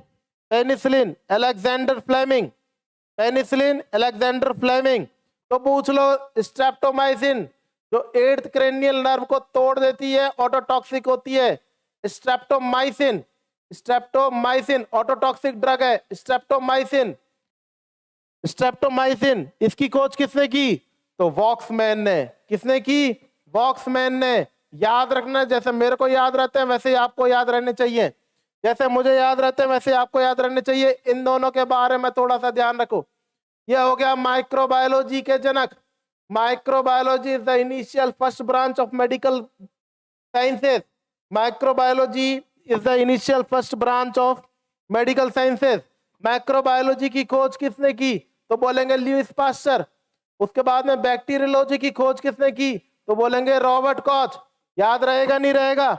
ऊपर की तरफ चलो, ऊपर की तरफ चलो, लुईस पास्चर को याद करके पटक दो। ऊपर की तरफ चलो, लुईस पास्चर को याद करने की कोशिश करो और याद करके पटक दो कि वैक्सीन टर्म किसने दी? Louis Pasteur.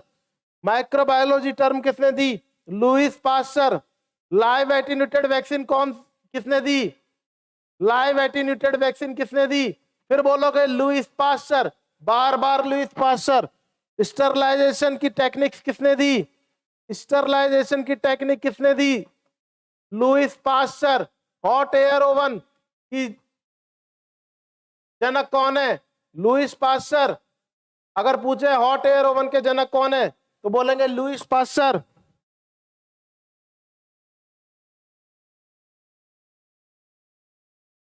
Sterilisation techniques, hot air oven, autoclave, ये सब किसने करे? ये सब किसने करे? दोबारा से देख लीजिए। लुईस पास्चर वैक्सीन के ज्ञाता है। वैक्सीन आ जाए, एक वैक्सीन रख लो, रेबीज वैक्सीन, और याद कर लो। वैक्सीन से संबंधित कोई भी क्वेश्चन आ जाए, वैक्सीन से संबंधित कोई भी क्वेश्चन आ जाए कि वैक्सीन की जनक कौन है? Louis Pasteur. Rabies vaccine Louis Pasteur, live attenuated vaccine Louis Pasteur, first viral vaccine के लिए 70T vaccine Louis Pasteur, sterilization technique Louis Pasteur, hot air oven Louis Pasteur, hot air oven Louis Pasteur, autoclave Louis Pasteur, हर जगह पे Lewis pasture, Lewis pasture. अब बात कर लें आपसे रॉबर्ट कॉच साहब की। रॉबर्ट कॉच साहब को भी देख लेते हैं। रॉबर्ट कॉच साहब बैक्टीरियोलॉजी पे चलेंगे। किस पे चलेंगे? बैक्टीरियोलॉजी पे चलेंगे। चला दो। Mycobacterium tuberculosis, Mycobacterium tuberculosis. Next number पे वाइब्रोक्लेरा, वाइब्रोक्लेरा, वाइब्रोक्लेरा। इन सब की जांच किसने की? जनक कौन है? Robert Koch. कौन है? Robert Koch. ये सब तरीके हैं, याद करने हैं आपको। नमस्ते boss. Mukund Meghwal ji, very good morning, good afternoon. Join the class and given the answers. ये आपको इन क्वेश्चनों को करने का तरीका बताया ताकि कल को कोई छोटा मोटा क्वेश्चन आ जाए कि साहब स्ट्रेप्टोमाइसिन की खोज किसने की, पेनिसिलिन की खोज किसने की, माइकोबैक्टीरियम ट्यूबरक्लोसिस की खोज किसने की, तो याद रखना है आपको क्या आंसर देना है। अगर हाँ ये पूछ ले आपसे कि माइकोबैक्टीरियम लेप्रोसी की खोज किसने की, तो आपको इसका दूसरा नाम पता है, हैंसन डिसीज। क्या नाम है? Hansen disease. तो इसके जो जनक हुए वो कौन हुए? हैंसन हुए। कौन हुए? हैंसन हुए। तो ये याद रखना है आपको। सबके तरीके बता दिए, सबके तरीके लिखे हुए हैं। लैंड स्टीनर एबीओ ग्रुप की जांच की, Antony von Leeuwenhoek, Antony von Leeuwenhoek microscope की जांच की। अगर पूछे इलेक्ट्रॉनिक माइक्रोस्कोप की जांच किस वो जनक कौन है, तो आप बोलेंगे नॉल एंड रस्का। डीएनए की किसने करी खोज, तो आप बोलेंगे वॉटसन एंड क्रीक। डीएनए की खोज किसने की? महिपाल जी ने नहीं करी। डायरेक्शनल नर्सिंग एकेडमी के ऑनलाइन प्लेटफॉर्म पे आप देख रहे हैं, महिपाल सर के द्वारा संचालित। तो याद रखें कि डीएनए की खोज किसने की, तो आप बोलेंगे, क्या बोलेंगे आप लोग? Watson and creek. ये आपका तरीका है याद करने का। एक साइंटिस्ट के जितने भी नाम है याद कर लो। लुईस पास्चर, सारे के सारे नाम याद कर लो। Sterilization, hot air oven, autoclave, सारी vaccine, vaccine term, live attenuated vaccine, rabies vaccine, सबसे बड़ी पैंडेमिक डिजीज होने वाली थी रेबीज वैक्सीन, गत सालों पहले, बहुत सालों पहले इनसे इनका लुईस पास्चर जी का बच्चा भी इफेक्टेड हुआ था, इसकी मृत्यु हो गई थी। इस रिवेंज में इन्होंने रेबीज वैक्सीन का रेबीज वैक्सीन को बनाया था। इनकी कहानी है पूरी की पूरी इस चीज के ऊपर। तो इन चीजों को थोड़ा सा आप ध्यान दें, क्वेश्चनों को कैसे करना है। एक सिंपल क्वेश्चन ऐसे नहीं बोलना माइक्रोबायोलॉजी के जनक अपन ने याद कर लिया, जितने भी बन रहे हैं सारे के सारे आपको याद चाहिए, confirm. Next question, next question, तैयार हो जाइए नेक्स्ट क्वेश्चन के लिए। इन्फेक्शन विद जीएबीएस, आंसर दीजिए। Infection with GABS, haemolytic streptococcus associated with, answer दीजिए, आंसर दीजिए। 10 सेकेंड।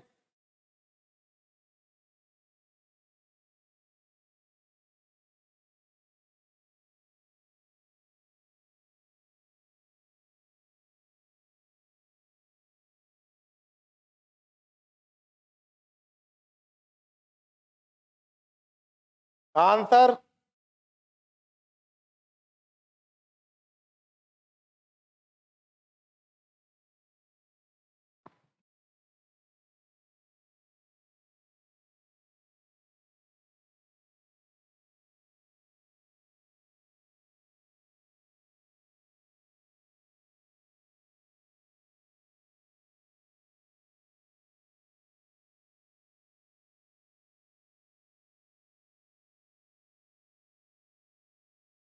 सी।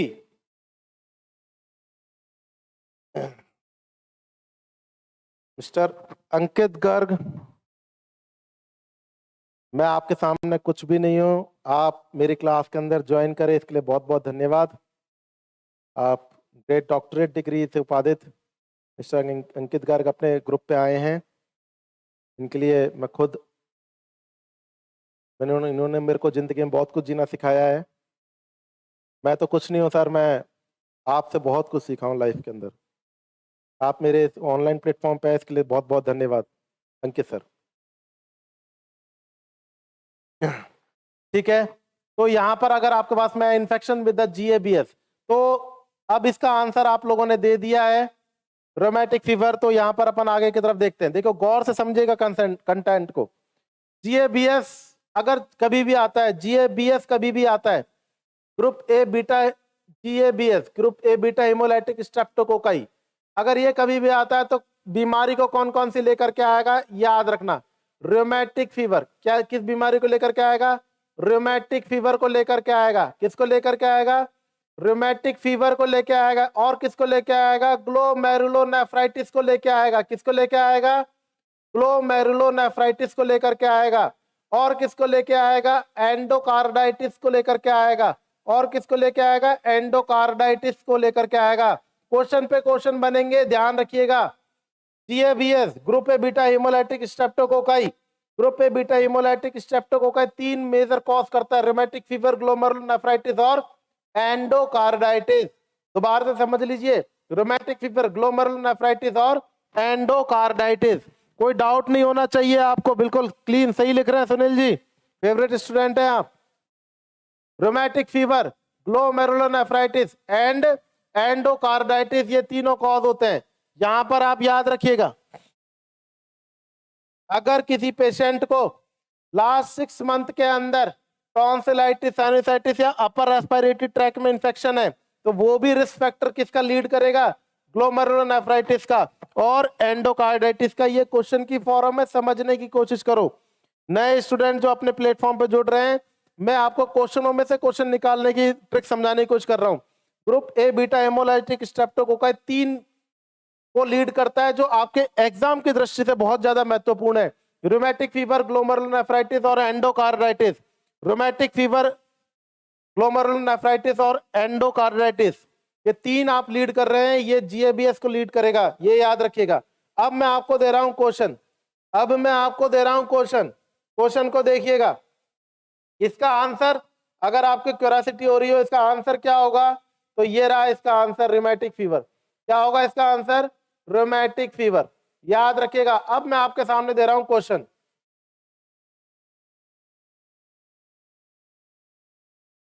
क्वेश्चन है आपके पास में,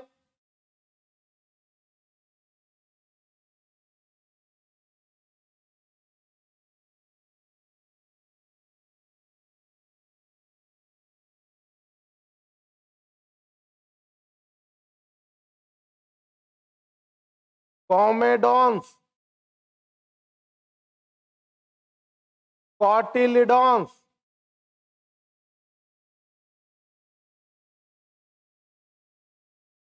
Chadwick sign,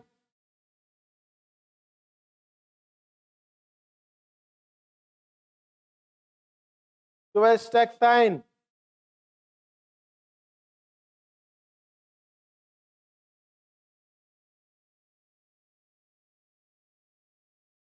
Jacquemier sign,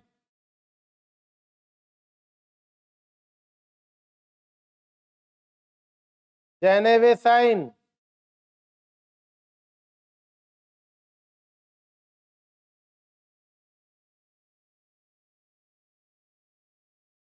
Osler node, Osiander sign. ये मैंने आपके सामने कुछ बार बार एग्जाम में आने वाले और कंफ्यूजन क्रिएट करने वाले साइन लिखे, बार बार पेपर में आने वाले कंफ्यूजन क्रिएट करने वाले साइन लिखे मैंने। इन सब के आंसर्स को परफॉर्म करिए विद इन, बिल्कुल सही चल रहे हैं, आंसर देना शुरू करें। Cotyledons is a functional unit of placenta, बिल्कुल सही, बिल्कुल सही सुनील जहांगीर। कॉमेडॉन्स, एक्ने और pimples, it is basically present within the females caused by the hyperactivation of sebaceous gland, and the drug of choice is isotretinoin. isotretinoin, answer दें।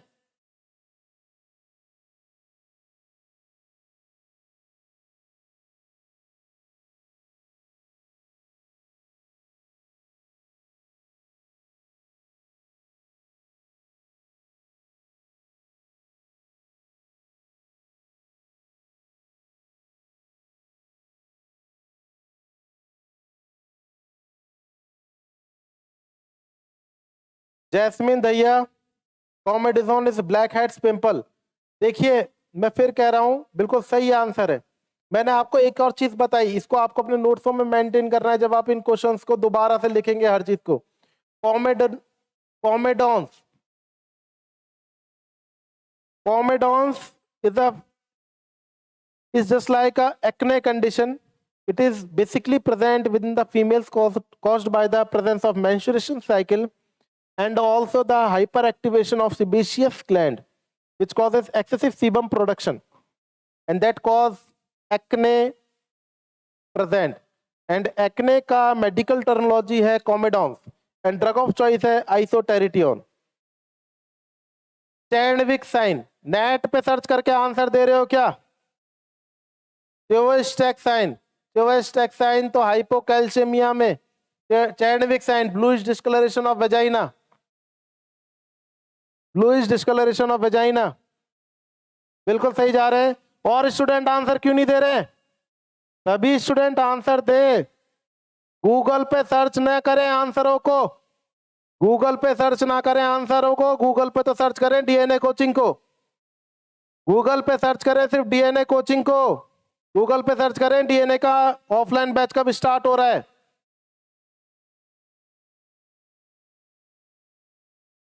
Google पे search ना करें, जो चीज मिलेगी यहां पर बिल्कुल मिलेगी, डाउट सारे क्लियर होते जाएंगे।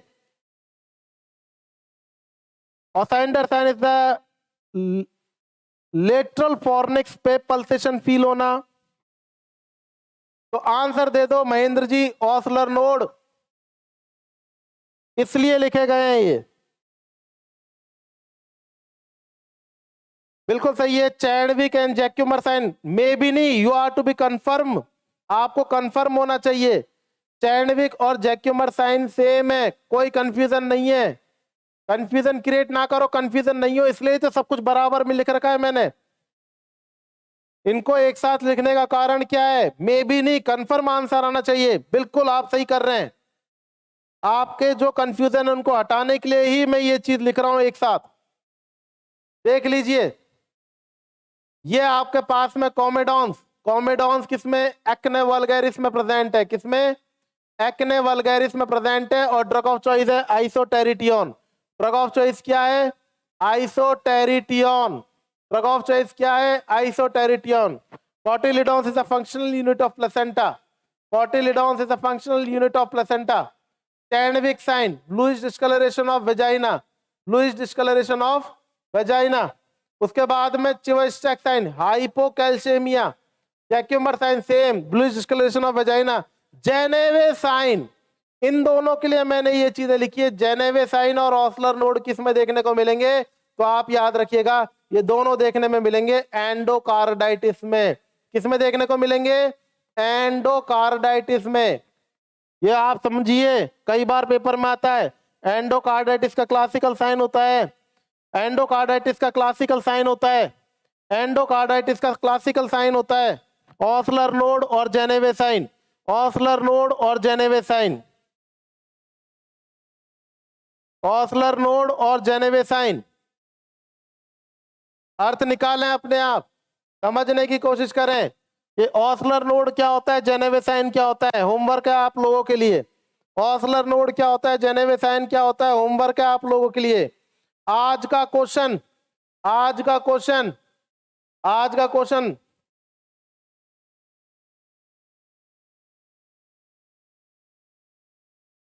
आज का क्वेश्चन माइकोलॉजी मीन?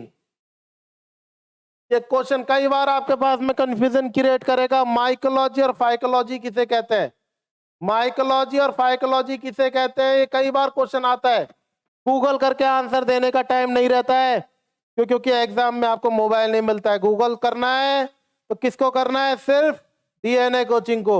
समझ रहे हैं? आंसर आपके पास में आते जाएंगे, आंसर आपके पास में अपने आप आते जाएंगे। तो इसी प्रकार से आगे बढ़ते हुए, Osler node infective endocarditis, exactly correct answer. Osler node infective endocarditis, बिल्कुल सही कह रहे हैं। जेनेवे साइन बताओ, बता देंगे, सब स्टूडेंट बता देंगे। आज का question mycology and phycology.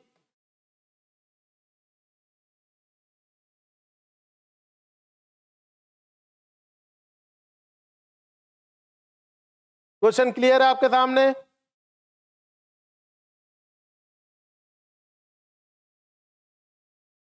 Correct answer is rheumatic fever.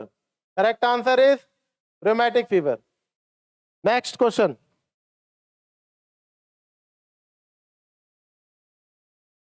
Next question. Next question है Benedict test in a urine sample is done to detection of.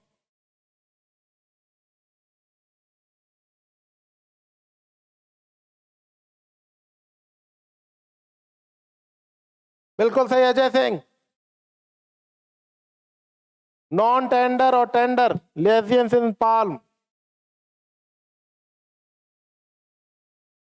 Benedict test. वो भी saying be concentrate. महक सालवी, इतनी तो मुझे भी टेक्निक नहीं आती, आप ये एकदम करेक्ट आंसर दे रहे हैं B. Sunil Jangid,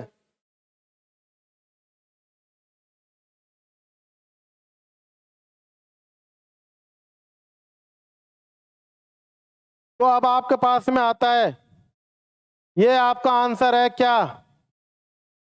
Benedict test. Benedict test का आपका क्वेश्चन आया तो आपने आंसर दिया ग्लूकोज। अब मैं बोलता हूं एसीटोन की प्रेजेंसी के लिए कौन सा टेस्ट करते हैं? क्वेश्चन है एसीटोन की प्रेजेंसी के लिए कौन सा टेस्ट करते हैं? आंसर दीजिए। एसीटोन की प्रेजेंसी के लिए कौन सा टेस्ट करते हैं? कोई बात नहीं पूवी सिंह। एसीटोन की प्रेजेंसी के लिए कौन सा टेस्ट करते हैं?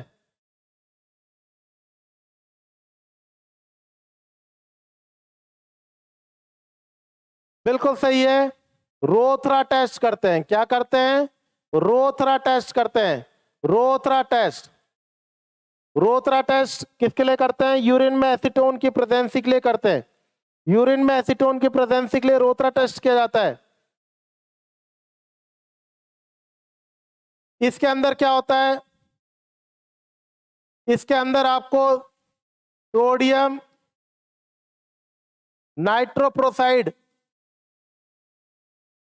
सोडियम नाइट्रोप्रोसाइड के क्रिस्टल, सोडियम नाइट्रोप्रोसाइड के क्रिस्टल, क्या? सोडियम नाइट्रोप्रोसाइड के क्रिस्टल, अमोनियम, अमोनियम सल्फेट के क्रिस्टल, अमोनियम सल्फेट के क्रिस्टल्स को एक परख नली के अंदर, एक परख नली के अंदर रख के यूरिन मिला के और शेक वेल करना है। रोथरा टेस्ट क्या है? अमोनियम सल्फेट के क्रिस्टल यूरिन के संग में सोडियम नाइट्रोप्रोसाइड के क्रिस्टल मिला करके शेक वेल करना है। क्या करना है? शेक वेल करना है, परख नली को ढंग से हिलाना है। और उसके बाद में लिक्विड अमोनिया इस परख नली में क्या करना है? जब पूरा शेक वेल कर ले तो लिक्विड अमोनिया, लिक्विड अमोनिया को पॉइंट पॉइंट ड्रॉप ड्रॉप करके धीरे धीरे मिलाना है। परख नली में डालना है, ड्रॉप ड्रॉप करके धीरे धीरे परख नली के अंदर डालना है। अगर आपको बैंगनी, पर्पल, बैंगनी बैंगनी कलर का डिपोजिशन प्राप्त हो दोनों के मीटिंग पॉइंट पर, तो इसका मतलब यूरिन में क्या प्रेजेंट है? एसीटोन प्रेजेंट है। इसका मतलब यूरिन में क्या प्रेजेंट है? एसीटोन प्रेजेंट है। यह याद रखिएगा। यूरिन में एसीटोन की जांच के लिए क्या करते हैं? रोथरा टेस्ट करते हैं। क्या क्या लिया जाता है इसमें? लिया जाता है सोडियम नाइट्रोप्रोसाइड के क्रिस्टल, अमोनियम सल्फेट के क्रिस्टल, यूरिन, तीनों को परख नली में लेकर के शेक वेल करना है।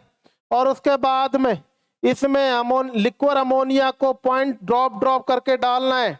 दोनों के मीटिंग पॉइंट जहां पर अमोनिया या लिक्विड अमोनिया गिर रहा है वहां पर क्या होगा? बैंगनी या पर्पल कलर का डिपोजिशन मीटिंग पॉइंट पर बनेगा। इसका मतलब क्या है? इसका मतलब है आपके सामने क्लियर कट। इसका मतलब है आपके सामने क्लियर कट कि यूरिन में क्या प्रेजेंट है? एसीटोन प्रेजेंट है। यूरिन में क्या प्रेजेंट है? एसीटोन प्रेजेंट है। नेक्स्ट नंबर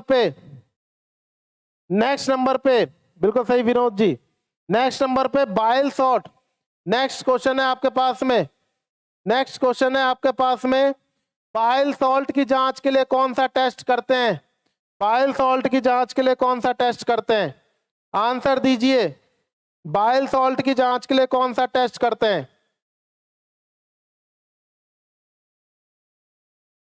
बाइल सॉल्ट की जांच के लिए कौन सा टेस्ट करते हैं? आंसर दीजिए। जैस्मिन बिल्कुल सही आंसर दिया है। बाइल सॉल्ट की जांच के लिए कौन सा टेस्ट करते हैं? सब स्टूडेंट आंसर देंगे। याद रखें, हे टेस्ट। कौन सा टेस्ट? हे टेस्ट। इसमें क्या होता है? परख नली लेनी है। क्या लेनी है? परख नली। और इस परख नली के अंदर क्या डालना है? यूरिन डालना है। और इस यूरिन के अंदर क्या डाल देंगे? Sulphur powder. क्या डाल देंगे? Sulphur powder. सल्फर की टेंडेंसी क्या होती है? सल्फर की टेंडेंसी होती है सरफेस टेंशन को घटाने की। इसकी सरफेस टेंशन को घटाने की। बाइल सॉल्ट की टेंडेंसी होती है सरफेस टेंशन को घटाने की। अगर यूरिन में बाइल सॉल्ट प्रेजेंट है तो सल्फर आप डालेंगे तो वो नीचे की तरफ चल जाएगा, डिपोजिशन में इकट्ठा हो जाएगा। इसको क्या बोलेंगे आप? Bile salt. तो कंफर्मेटरी टेस्ट क्या हुआ? हे टेस्ट। क्या हुआ? हे टेस्ट। उसके बाद में आता है बाइल पिगमेंट। इसके लिए बोलते हैं आप स्मिथ टेस्ट। क्या बोलते हैं? Smith test. याद रखना है, कई बार पेपर में आया है। बाइल सॉल्ट की जांच के लिए क्या करते हैं? हे टेस्ट। बाइल पिगमेंट्स की जांच के लिए क्या करते हैं? बाइल पिगमेंट्स की जांच के लिए करते हैं आप स्मिथ टेस्ट। क्या करते हैं? स्मिथ टेस्ट करते हैं आप।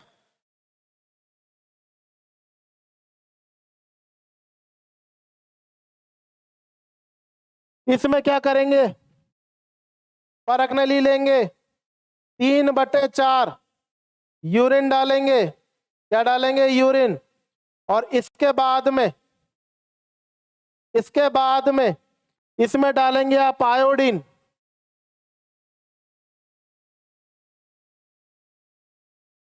इसमें डालेंगे आप आयोडीन की बूंदे। अगर यहां पर ग्रीन कलर का अवक्षय प्राप्त हो रहा है, क्या प्राप्त हो रहा है? ग्रीन कलर का अवक्षय प्राप्त हो रहा है, तो इसका मतलब बाइल पिगमेंट्स प्रेजेंट है। क्या प्रेजेंट है? बाइल पिगमेंट्स प्रेजेंट है। तो याद रखें, कंफ्यूजन क्रिएट बिल्कुल ना करें।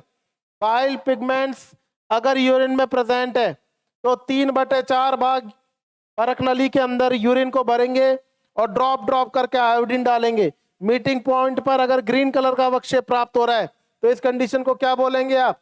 इस कंडीशन को आप बोलेंगे कि यूरिन में क्या प्रेजेंट है? बाइल पिगमेंट प्रेजेंट है। क्लियर? लास्ट जो आपका करेक्ट आंसर है, करेक्ट आंसर आपका क्या है? तो आप बोल देंगे आपका करेक्ट आंसर है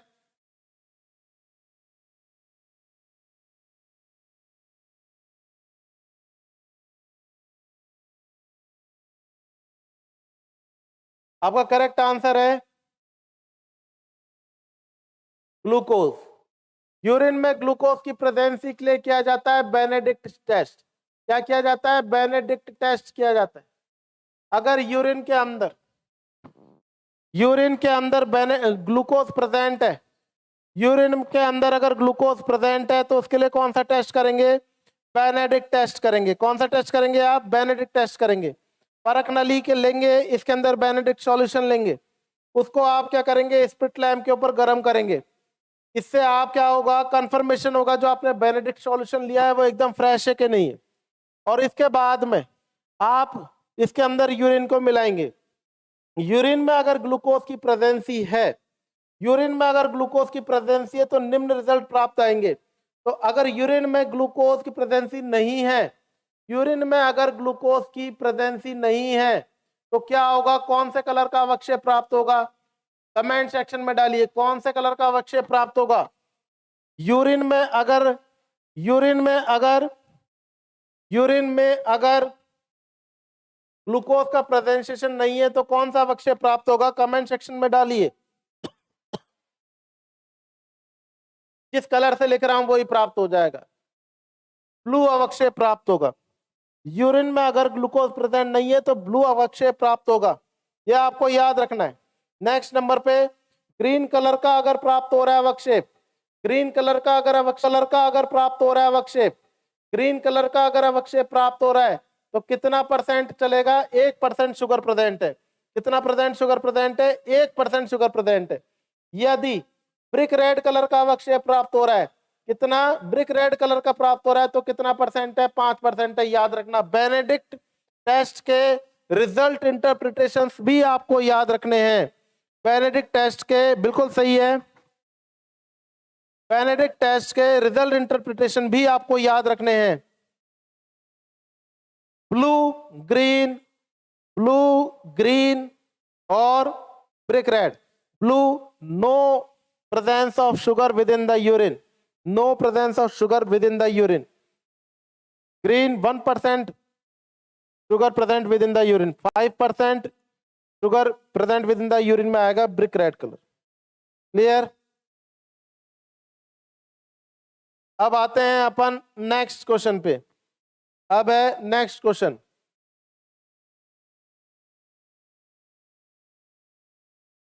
क्वेश्चन है आपके पास में influenza virus, influenza virus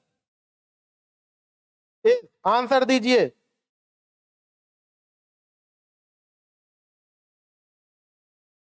influenza virus is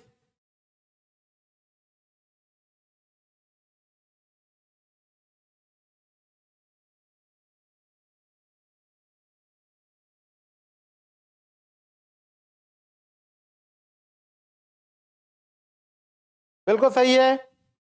orthomyxo virus. क्या आंसर होगा इसका Sunil? Orthomyxo virus, orthomyxo virus. अब अपन इस क्वेश्चन को थोड़ा सा अपडेट कर लेते हैं। इस क्वेश्चन को क्या कर लेते हैं अपन? अपडेट कर लेते हैं। ऑर्थोमिक्सो वायरस आरएनए फैमिली से, डीएनए फैमिली से? आप बोल देंगे डीएनए फैमिली से, आरएनए से, आरएनए से। पैरामिक्सो वायरस आरएनए से, पॉक्स वायरस डीएनए से, हर्पीज वायरस डीएनए से। हर चीज आपको याद होनी चाहिए। हर्पीज वायरस के अंदर आता है cytomegalo virus, varicella zoster virus, herpes simplex virus. Orthomyxo virus के अंदर आता है इन्फ्लुएंजा वायरस। पॉक्स वायरस में आता है वेरिसिना variola virus.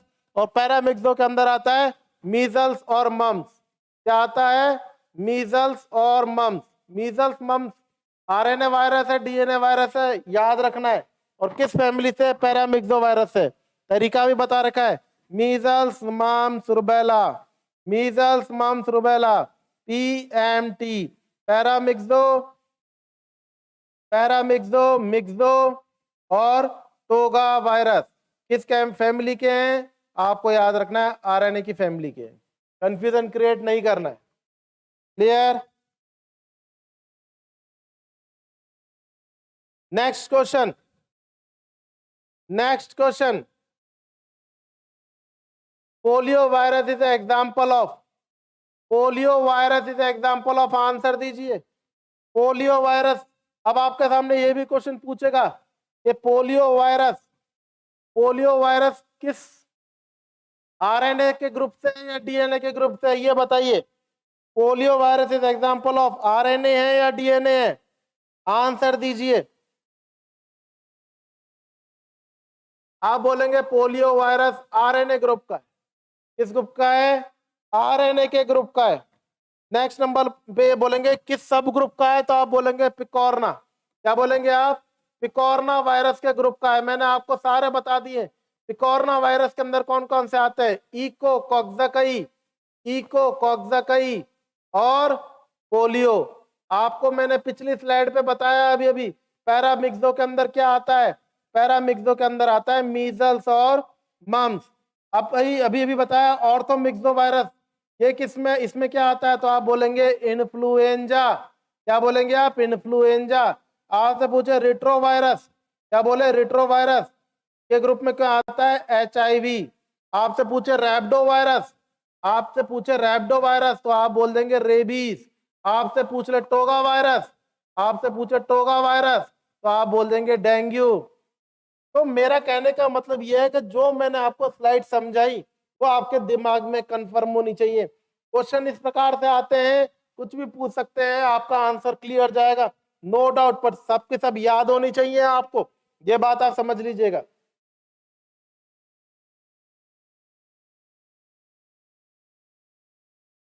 Next question, next question, the first human disease provide to viral aetiology. मानव जाति के अंदर वायरल जनित पहली बीमारी बता रखिए।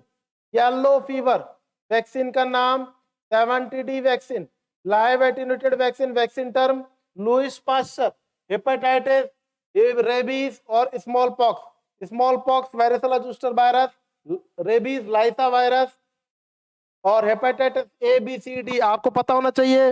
Hepatitis A faecal oral routes के द्वारा फैलता है, इन्फेक्टिव हेपेटाइटिस कहलाता है। हेपेटाइटिस B सीरम हेपेटाइटिस कहलाता है। Hepatitis C post transfusion hepatitis कहलाता है। ये कुछ क्वेश्चंस बनते हैं, टाइम शॉर्टेज के कारण अपन इन चीजों को आपको अपडेट करते चल रहे हैं। लंबी क्लास हो गई है, क्वेश्चंस कंप्लीट भी करवाने हैं। जो मैं बता रहा हूं उन चीजों को कंफर्म याद रखें।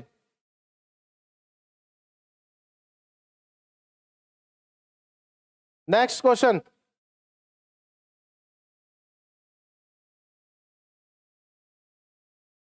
नेक्स्ट क्वेश्चन, आंसर दीजिए। Which of the following type of immunoglobins are found in human serum? Answer दीजिए।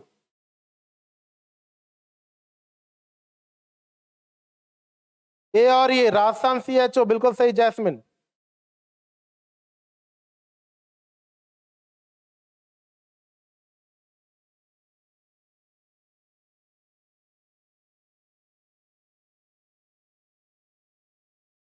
अब यहां पर आपके आंसर, आंसर पुट करिए। तो क्वेश्चन आपके पास में इस प्रकार का आता है, बहुत अच्छी बात है, गॉड गिफ्ट है। क्वेश्चन अगर आ जाए लैम्बडा और कैपा चेन किस में देखने को मिलेगी? आंसर दीजिए। लैम्बडा और कैपा चेन किस में देखने को मिलेगी? कई बार पेपर में आया है, लैम्बडा और कैपा चेन किस में देखने को मिलेगी? आंसर दीजिए। लैम्बडा और कैपा चेन किस में देखने को मिलेगी? आंसर दीजिए। इसका करेक्ट आंसर, इसका करेक्ट आंसर गम आधा है। अभी तो जिंदगी में गम आधा है, याद रखिएगा। अभी तो जिंदगी में गम आधा है। IgG, IgM, IgA, IgD और IgE। IgG ट्रांसप्लेसेंटल immunoglobulins antibodies present करती है। IgM सबसे बड़ी इम्यूनोग्लोबुलिन्स का नाम IgM, सबसे पहले इन्फेक्शन में पहुंचने का नाम IgM। IgA बॉडी सीक्रेशन में present immunoglobulins, just for example secretion for milk, tear, कौन सी पाई जाएगी? IgA। IgD का कार्य अननोन है। IgE एलर्जिक रिएक्शन में प्रेजेंट है। किसमें प्रेजेंट है? एलर्जिक रिएक्शन में प्रेजेंट है। IgM मैक्रो, सबसे पहले इन्फेक्शन में कौन सी प्रेजेंट होती है? IgM। IgG ट्रांसप्लेसेंटल इम्यूनोग्लोबुलिन्स, मदर से फीटस के अंदर जो इम्यूनिटी प्रदान करती है, IgG। लैम्डा कैप्पा चैन, आंसर नहीं आ रहा है। सुनील जांगेड़ बिल्कुल सही है। इम्यूनोग्लोबुलिन्स की स्ट्रक्चर एंटीबॉडी की फॉर्मेशन में लैम्डा और कैप्पा चैन, लैम्डा और कैप्पा चैन इम्यूनोग्लोबुलिन्स या एंटीबॉडी की स्ट्रक्चर में यूज आती हैं। याद रखना है ये पैटर्न आपको। नेक्स्ट क्वेश्चन, कान टेस्ट बता दिया आपको। सिफिलिस स्पायरोकेट्स जनित बीमारी है, याद रखना है आपको। ट्रैपोनेमा पैलिडम के द्वारा ये होती है। इनके टेस्ट का नाम VDRL बता दिया था, RPR rapid plasma reagin test, Wassermann reaction, Wassermann reaction, immunofluorescent assay test IFA और कान टेस्ट। ये सब आपको याद रखना है। क्वेश्चन सारे के सारे होते जाएंगे, घबराने की जरूरत नहीं है। ट्रैकोमा किस अंग से संबंधित बीमारी है, क्वेश्चन पूछ ले तो बोल देंगे आई। आपसे पूछ ले सेफ किससे संबंधित है, SAFE, कमेंट सेक्शन में आंसर दीजिए। सेफ किससे संबंधित है, SAFE। और इसकी फुल फॉर्म भी बताइए, सेफ की फुल फॉर्म भी बताइए, SAFE सेफ।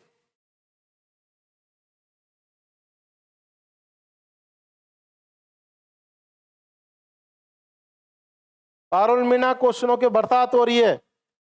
ये answer is the correct answer, पर क्वेश्चनों को भी समझिए। और क्वेश्चन देता जा रहा हूं मैं, क्वेश्चनों में क्वेश्चन निकालता जा रहा हूं।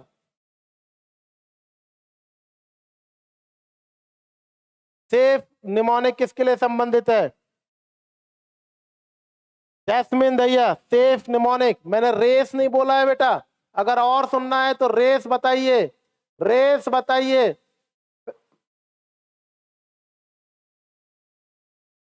पैरेला बताइए,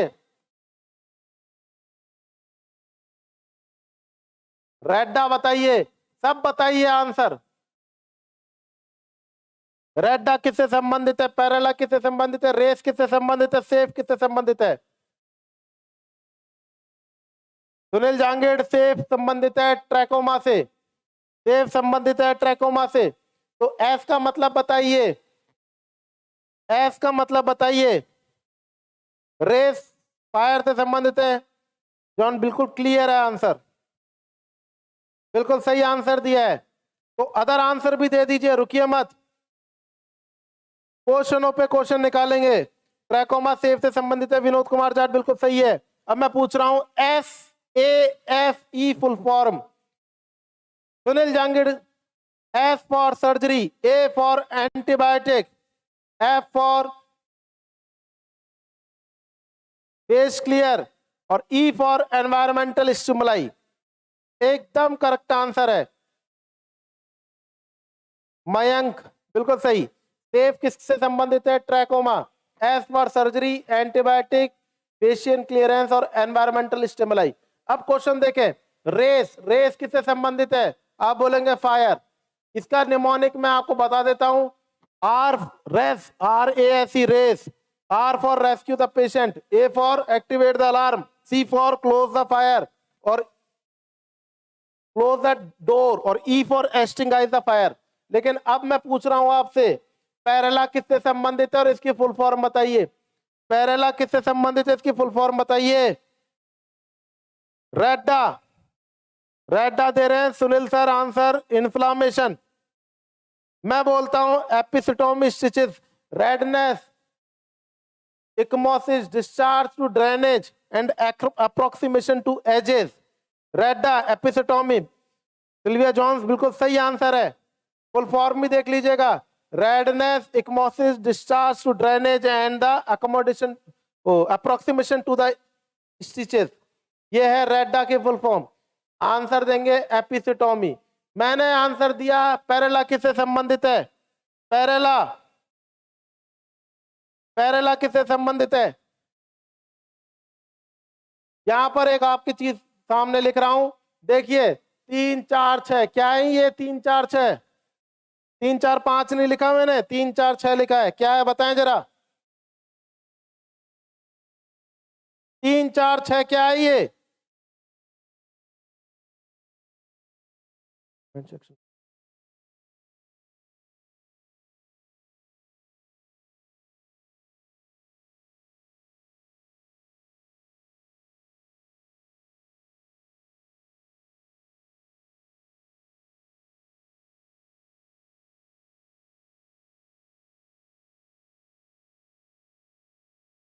क्रेनियल नर्व 3, 4 एंड 6 से संबंधित है पैरेला।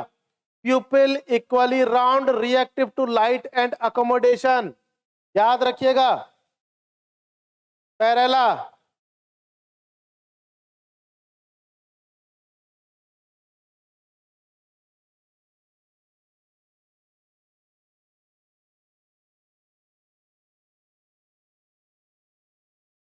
PERRLA pupil equally round, reactive to light, reactive to light, A for accommodation, A for accommodation, याद रखिए इन चीजों को। Next question, next question chickenpox, next question chickenpox, क्या बताना है आपको, पूरी कहानी समझा दी। चिकन पॉक्स एक बार किसी पेशेंट का हुआ, VZ वायरस, वह डोर्सल नर्व रूट गैंग्लियन में हमेशा इनएक्टिव फेज में रखा रहेगा।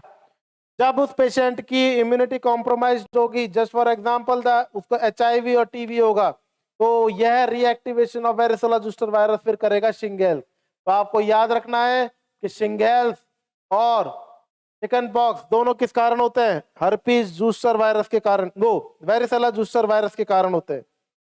बिल्कुल सही आंसर है, बिल्कुल सही आंसर है। पारुल मीना, निशा सिंह, अजय सिंह, सुनील, एकदम clear, correct answer. Next, trichomonal infection. सबसे पहले अगर मैं पूछूं यहां पर, इसका आंसर ही दे दो आप तो।